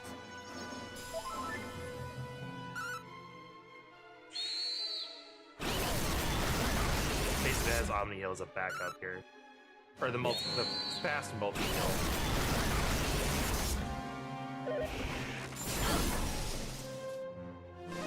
Okay. Time to heal. Optimal. Indeed. Resist ice. Turn 5.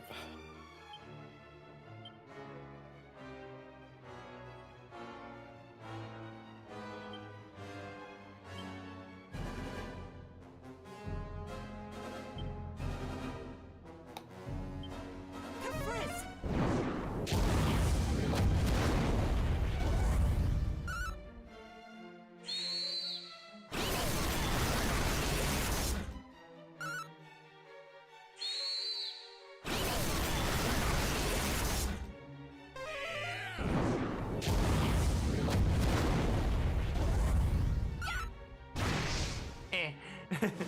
Eh.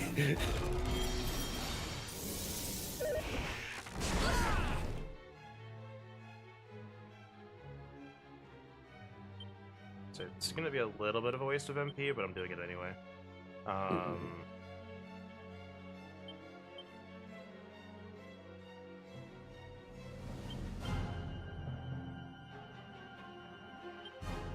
I go. And that's mine! Bye, Sylvia!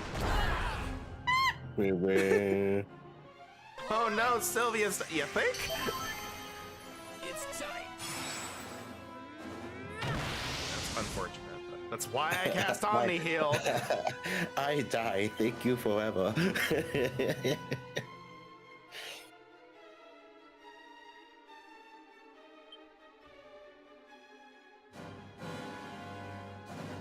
Who else? Outside. Actually, do you know what you sing? No, you only know regular.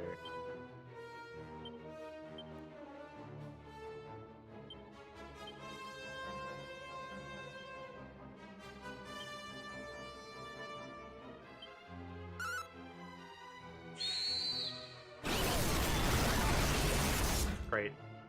It's a quarter of my damage.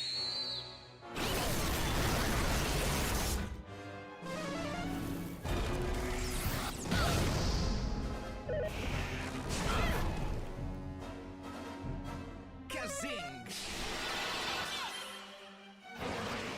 Nice. Nice.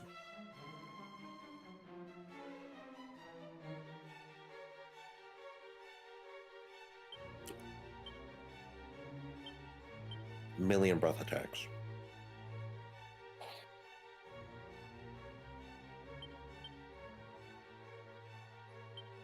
Insulators.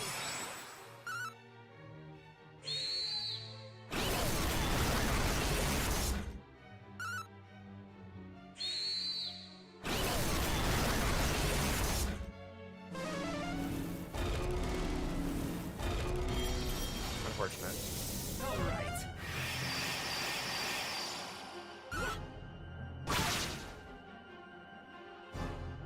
Wow. Really? Excellent.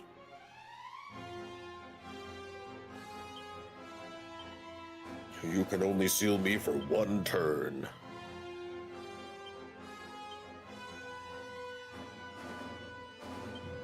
Ready now.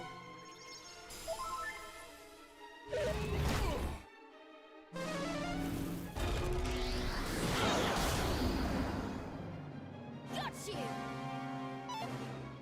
Here I go. Oh, I hit violence in the wild side. Oh well.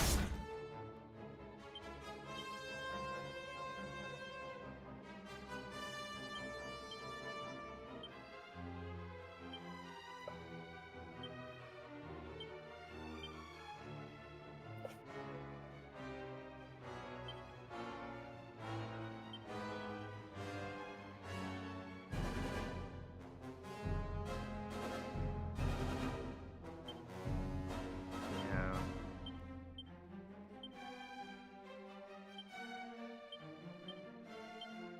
Full heal.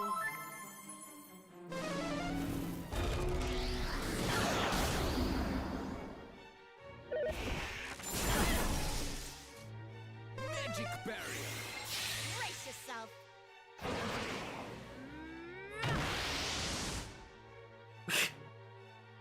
Damn. Tough crowd, alright.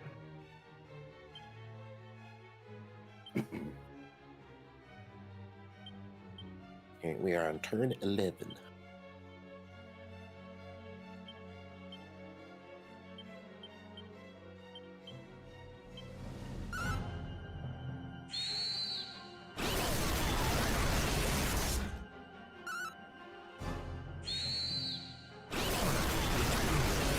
It's like, we haven't even seen a half yet.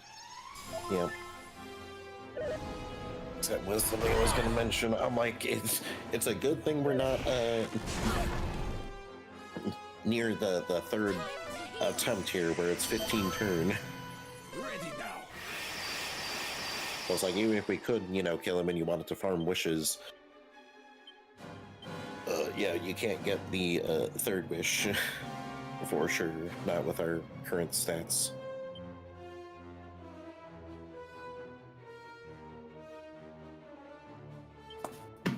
Oh, there goes my phone. Goodbye. phone. Wahoo!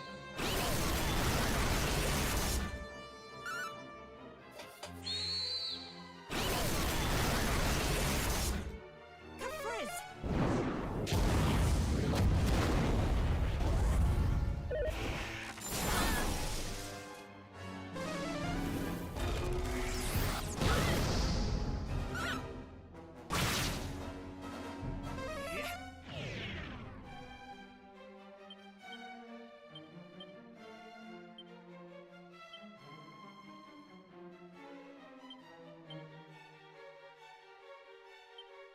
Multi-heal.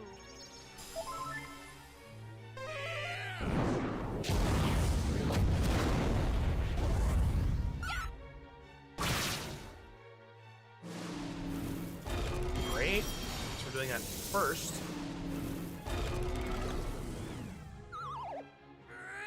Thanks for putting our person to sleep. It's really nice. I like that. It's really nice. Thanks.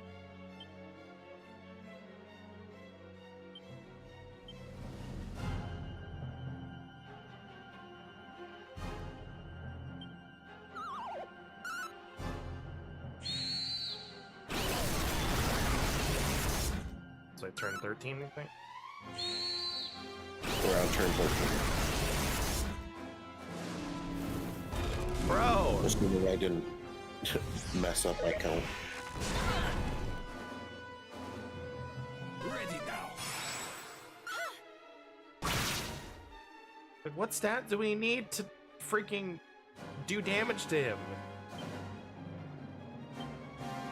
Do I need, like, Shrug. double the stat just to deal normal damage? What the frick?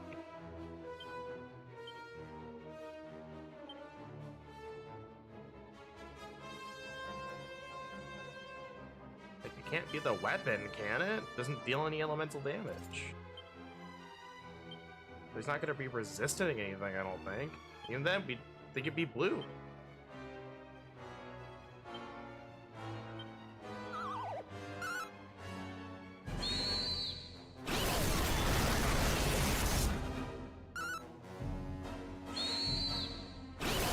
That's part of the problem is we're not dealing any damage. All right. Yeah.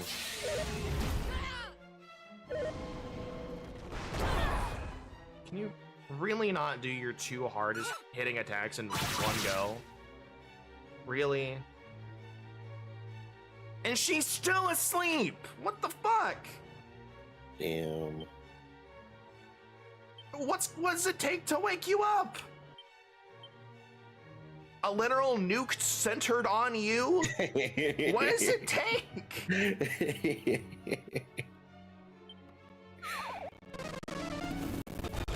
Well, that's the attempt. It's done.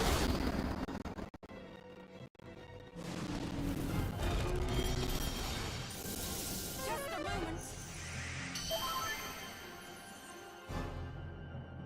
For the love of God, wake up! Man, hit her with the Gen 1 sleep.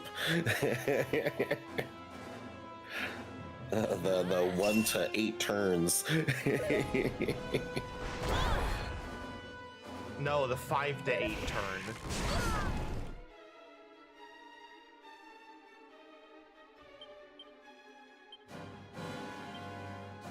I love that he just has these things like, oh, I got to this certain HP threshold that you can't even see. All right, I guess I'll just do all this stuff then.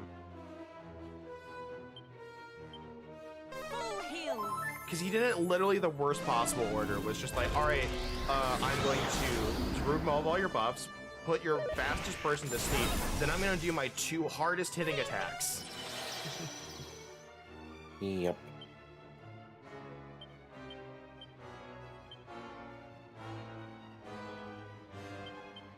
Like, that just screws up this whole thing. And again, we'd probably kill him by now if we had damage on our freaking hero. All right. Insulator. It's just like, I don't know what it wants us to do. I don't think I need to, like... Okay, well... Thanks for, you know... Thanks for going first. Thanks for going first. Agility is a stat that matters. Like...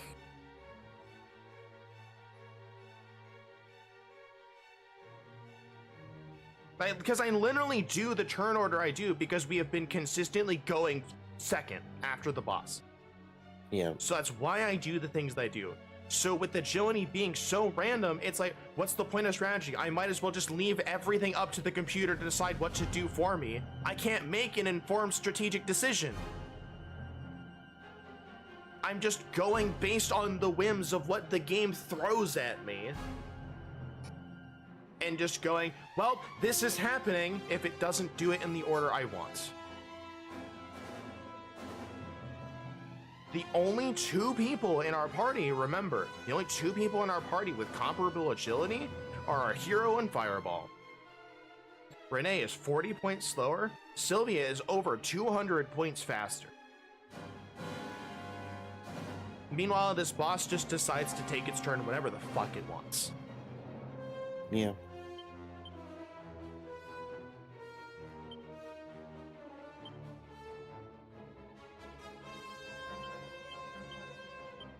Here I go.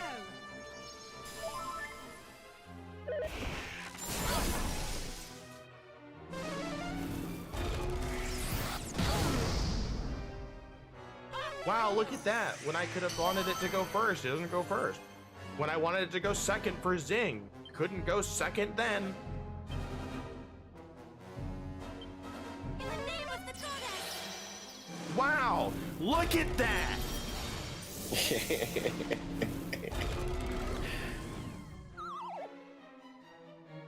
You know what? I have a really good idea.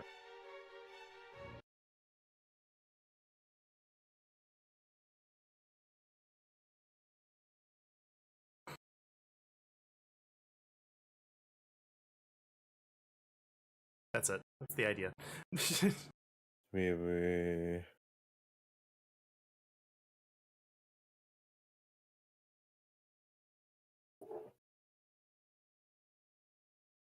I'm not going to continue that farce. Yeah. We were already on turn 20. Well, it's just like we're in recovery mode with a game that can't decide what it wants its agility stat to be. Yeah.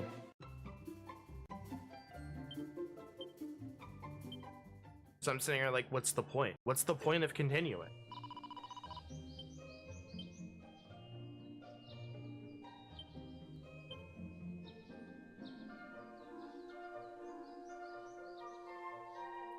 Like, we have a 345 attack stat with 290 strength. What does it want? Because we were dealing fine damage against Zoma, weren't we? Yeah. Like, what does it want?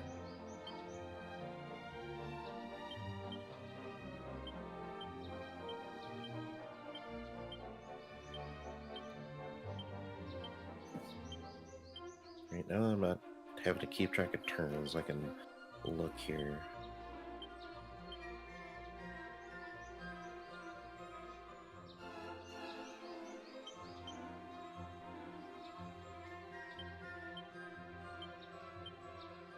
And it's like, it's stuff like that that just makes me not want to play the post game on this, because it's why has it got to be this way?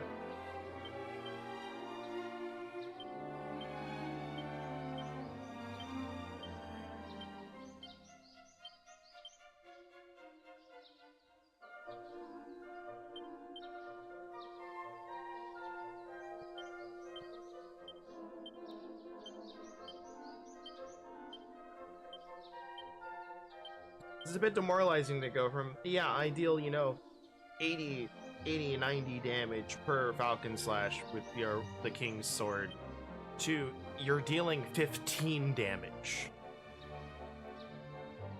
I'm like, what am I supposed to do? Alright, so looking at game 8 here, because that was obviously the first thing that, popped up, looking for strats here. They do have a turn breakdown up to at least 16 turns. Does it just do the same thing every turn? They have like some fine print at the very bottom of this chart here. Thanks, Discord.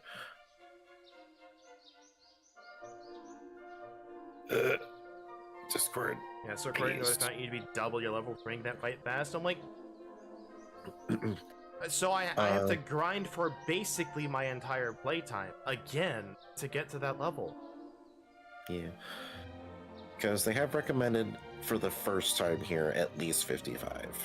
We are well over that. No, we're not. Oh, okay. Never mind then. I mean, our party member stats are fine for it. Yeah. It's just, again, like, apparently I need like 800 strength to deal damage to this thing. So, Yeah, but the fine print is this turn order is based on our testing, and he may use other moves during their turn. But you know, it's at least like a thing here. Either that, or actually, because I have high HP, medium HP, and then low HP, so I assume I'm supposed to read this table as if like, okay, like he is at high HP, go down the list here, and then if he's still at high HP, go down the list again. But I don't know.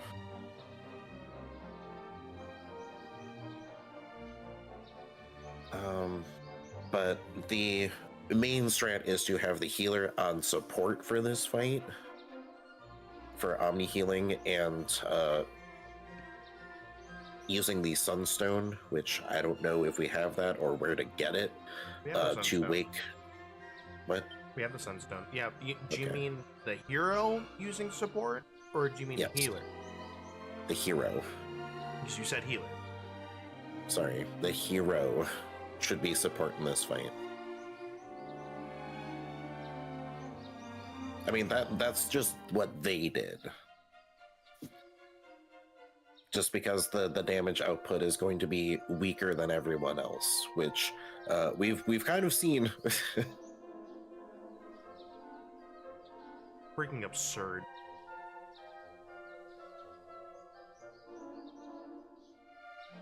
It's like, I don't know if that is by design, but I think that is terrible. I mean, it is. It has to be.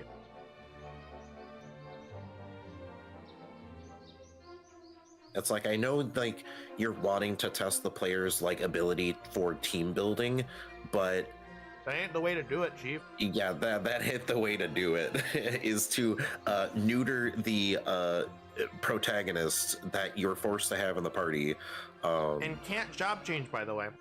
Yeah.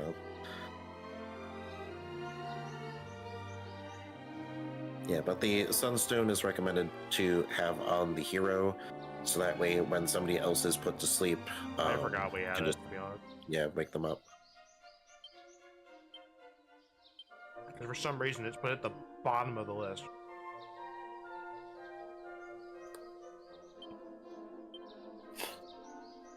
But obviously, any equipment that is resistant to breath stuff.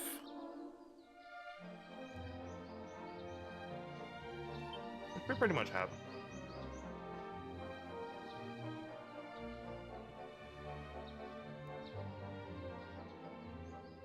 But again, it's like my gripe is twofold. It's agility first and foremost, that it just Oh yeah, for sure. doesn't matter.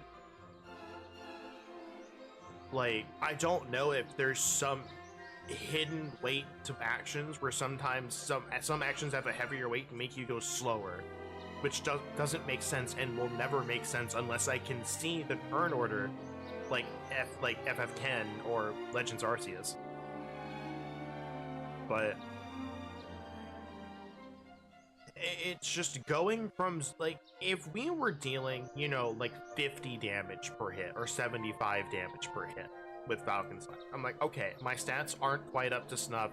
I do need to get them up. But we went from dealing that much damage on Soma to going to the post-game dungeon and finding those copies of Baramos and this guy and going, yeah, you're dealing 30 damage in a turn with the hero when you were dealing 200 damage to the final boss. What the actual fuck?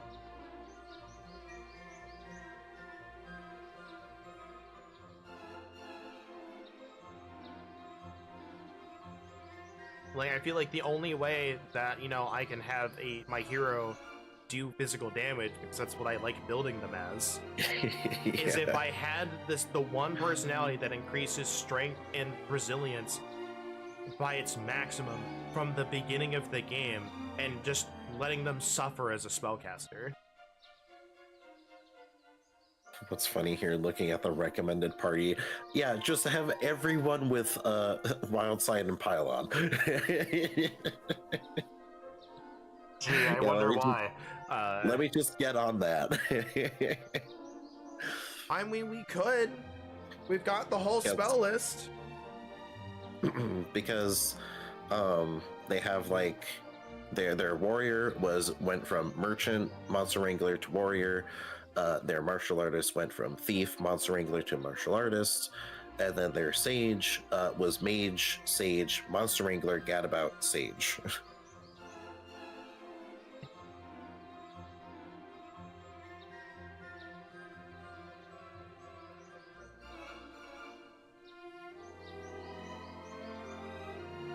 So I'm just sitting here being like, yes.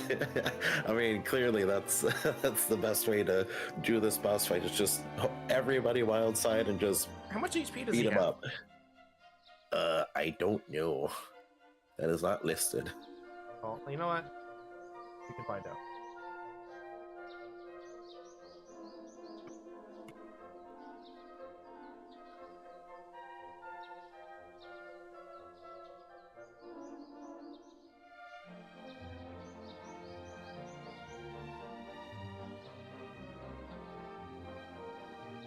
They don't have his HP yet.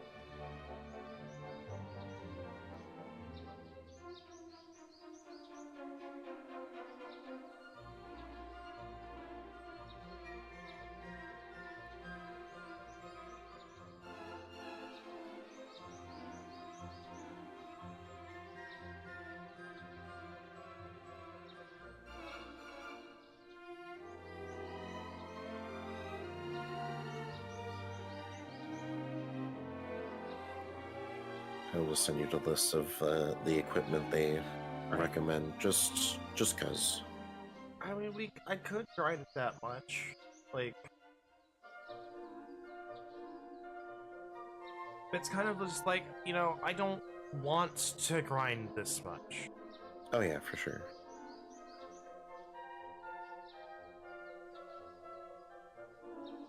And that's what I think is the problem with this post game, is it's like, do you have nothing to do and want to grind for another 20 hours to get, you know, a high enough level to beat this really fast and then do more grinding? Like, no, I kind of want to play the game. Like, I'm not saying that I shouldn't have to grind at all, but the amount of grind that I feel like I have to do here is absurd.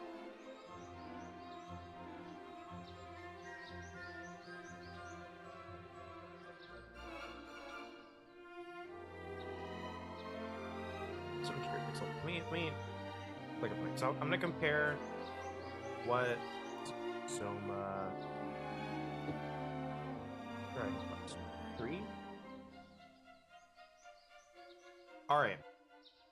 So in Dragon Quest 3, Soma has 1023 HP, and in the SFD version 4700. They really decided he needed more. And then he has 360 attack, 200 defense, and 80 agility.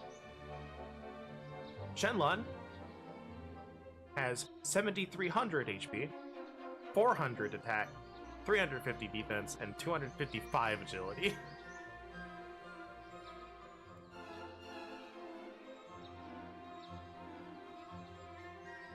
Level 82 to 90, you should be able to beat that boss in 9 turns.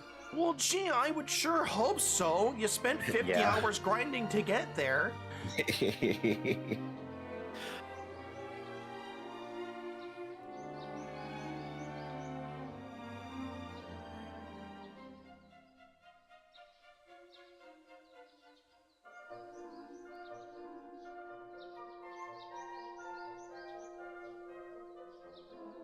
Okay, Xenlon is depicted as a male in the HD-2 remake of the game, but otherwise remains unchanged from the previous versions.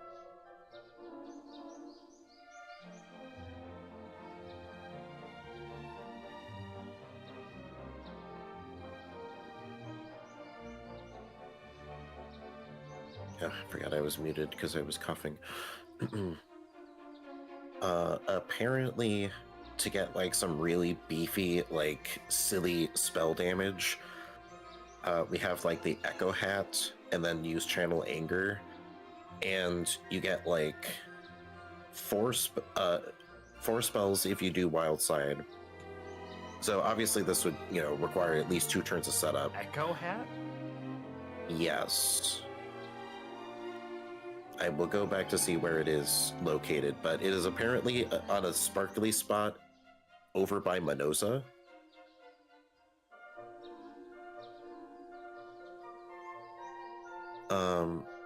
So you would get 4 spells that all hit at 1.5 times damage. For one, turn. I'm like, that's pretty good.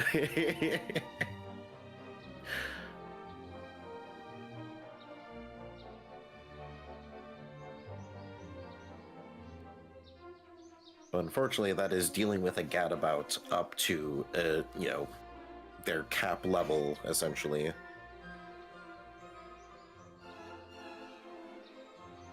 This is also something I don't agree with, because we dealt a ton of damage. Like,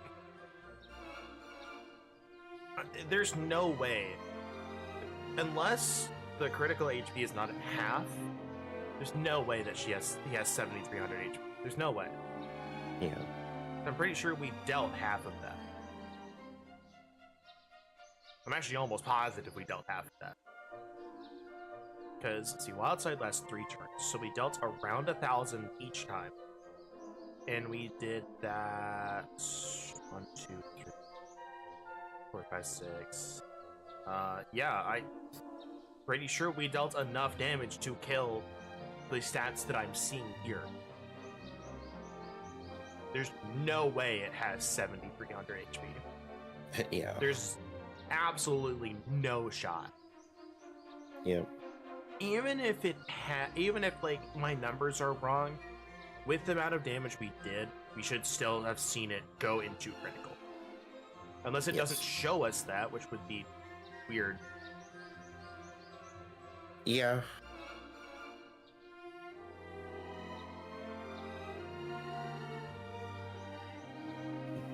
I'm also looking at the wishes, and I'm just like, God, this is part of the thing that should have been changed. You can get a copy of a personality book that we already have one of. And it's like, yeah, this would be for one of the best personalities in the game. It's like, okay, it's the end of the game. Yep.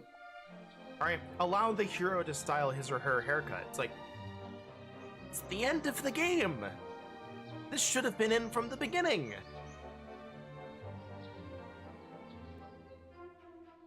It's the RPG post-game problem where it's like, yeah, I can get this thing. Alright, but there's nothing to use that thing on.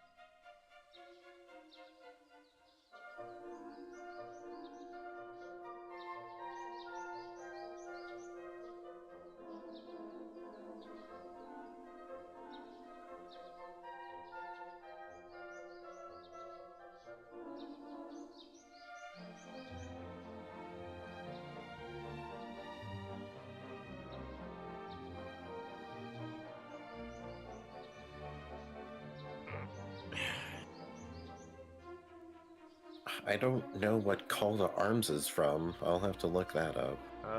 It's probably Merchant. So I'm trying to figure out, like, what I want to do. So I'm looking at this video of them There is killing another. in 6 turn. There's another dungeon after this, but it's highly specific. Honestly, I just don't Oh yeah, really yeah, feel we like... do see, you know, the HP thresholds, All right. Well, because I see yellow. So yeah, we just never hit 50%.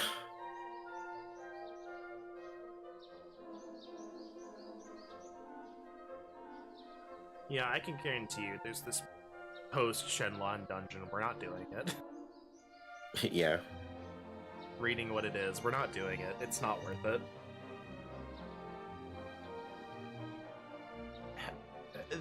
The post dungeon really is. Do you not have anything else to play and really want to spend some time grinding and doing stuff? Here you go. Get some bang for your buck in this game.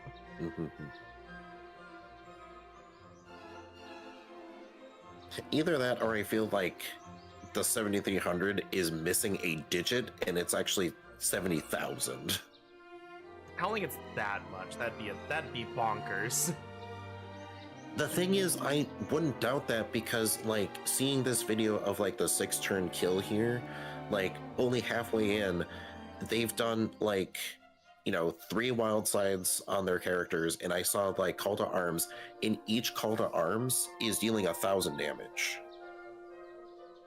So within the first turn, they're dealing at least 7,000 damage. Like, in you know,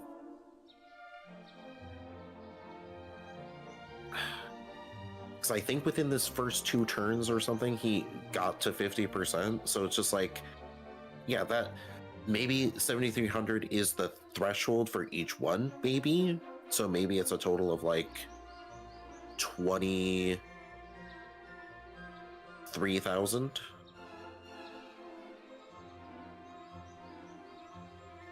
I don't know. I'm just trying to put logic to this.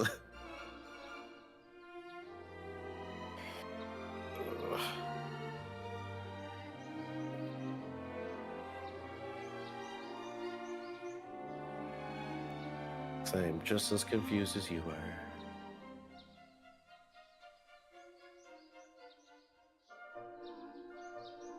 I'm just trying to figure out like what I want to do, because I want to do this, but this is an absurd amount of grinding I'm gonna have to do to prepare for this. Because I gotta get hero up enough to, you know, go first. You know, that's already one challenge. And apparently, to deal enough damage, I'm gonna have to, you know, I'm gonna have to grind up both of those 2 again. Yeah. Like, I might have to make Renee a sage to get her the spell list, so she has all this stuff. You know, then change everyone back to their original classes and level them up, make sure their stats are fine, and get them to this level again. Like, that's a lot of grinding. And that's not something I necessarily have time for. Yeah.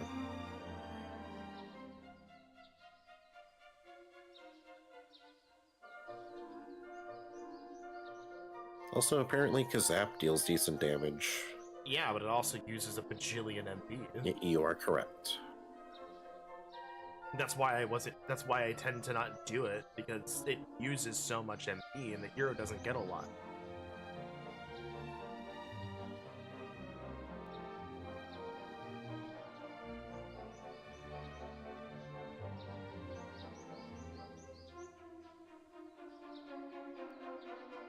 But I'm going to go to bathroom.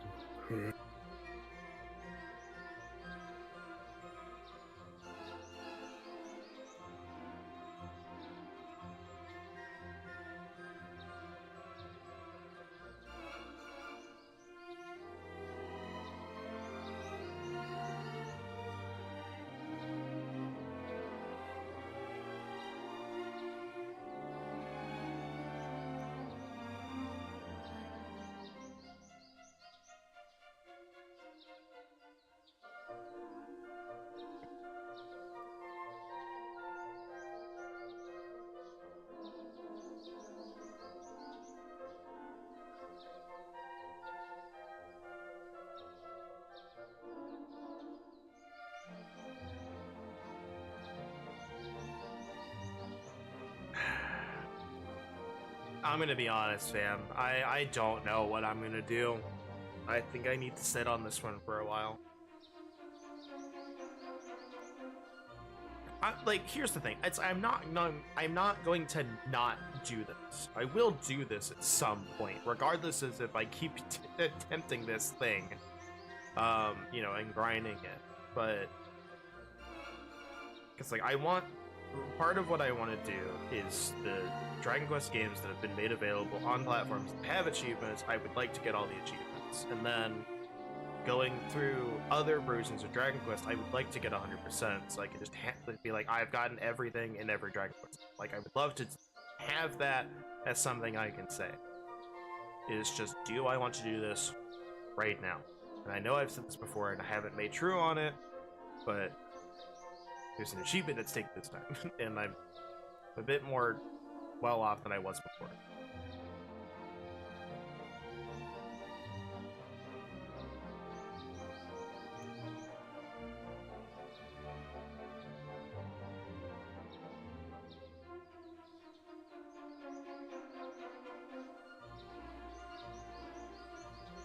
I'll tell you what, we're gonna end stream a little early. I need some time to think, probably cool off. That was incredibly frustrating. Like, that was a test run, obviously, but it baffles me how badly that went with some of the things that happened.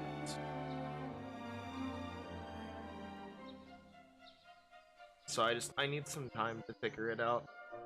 Then we'll need time to make a game plan if I decide to do it again. So I don't know what I'm gonna do.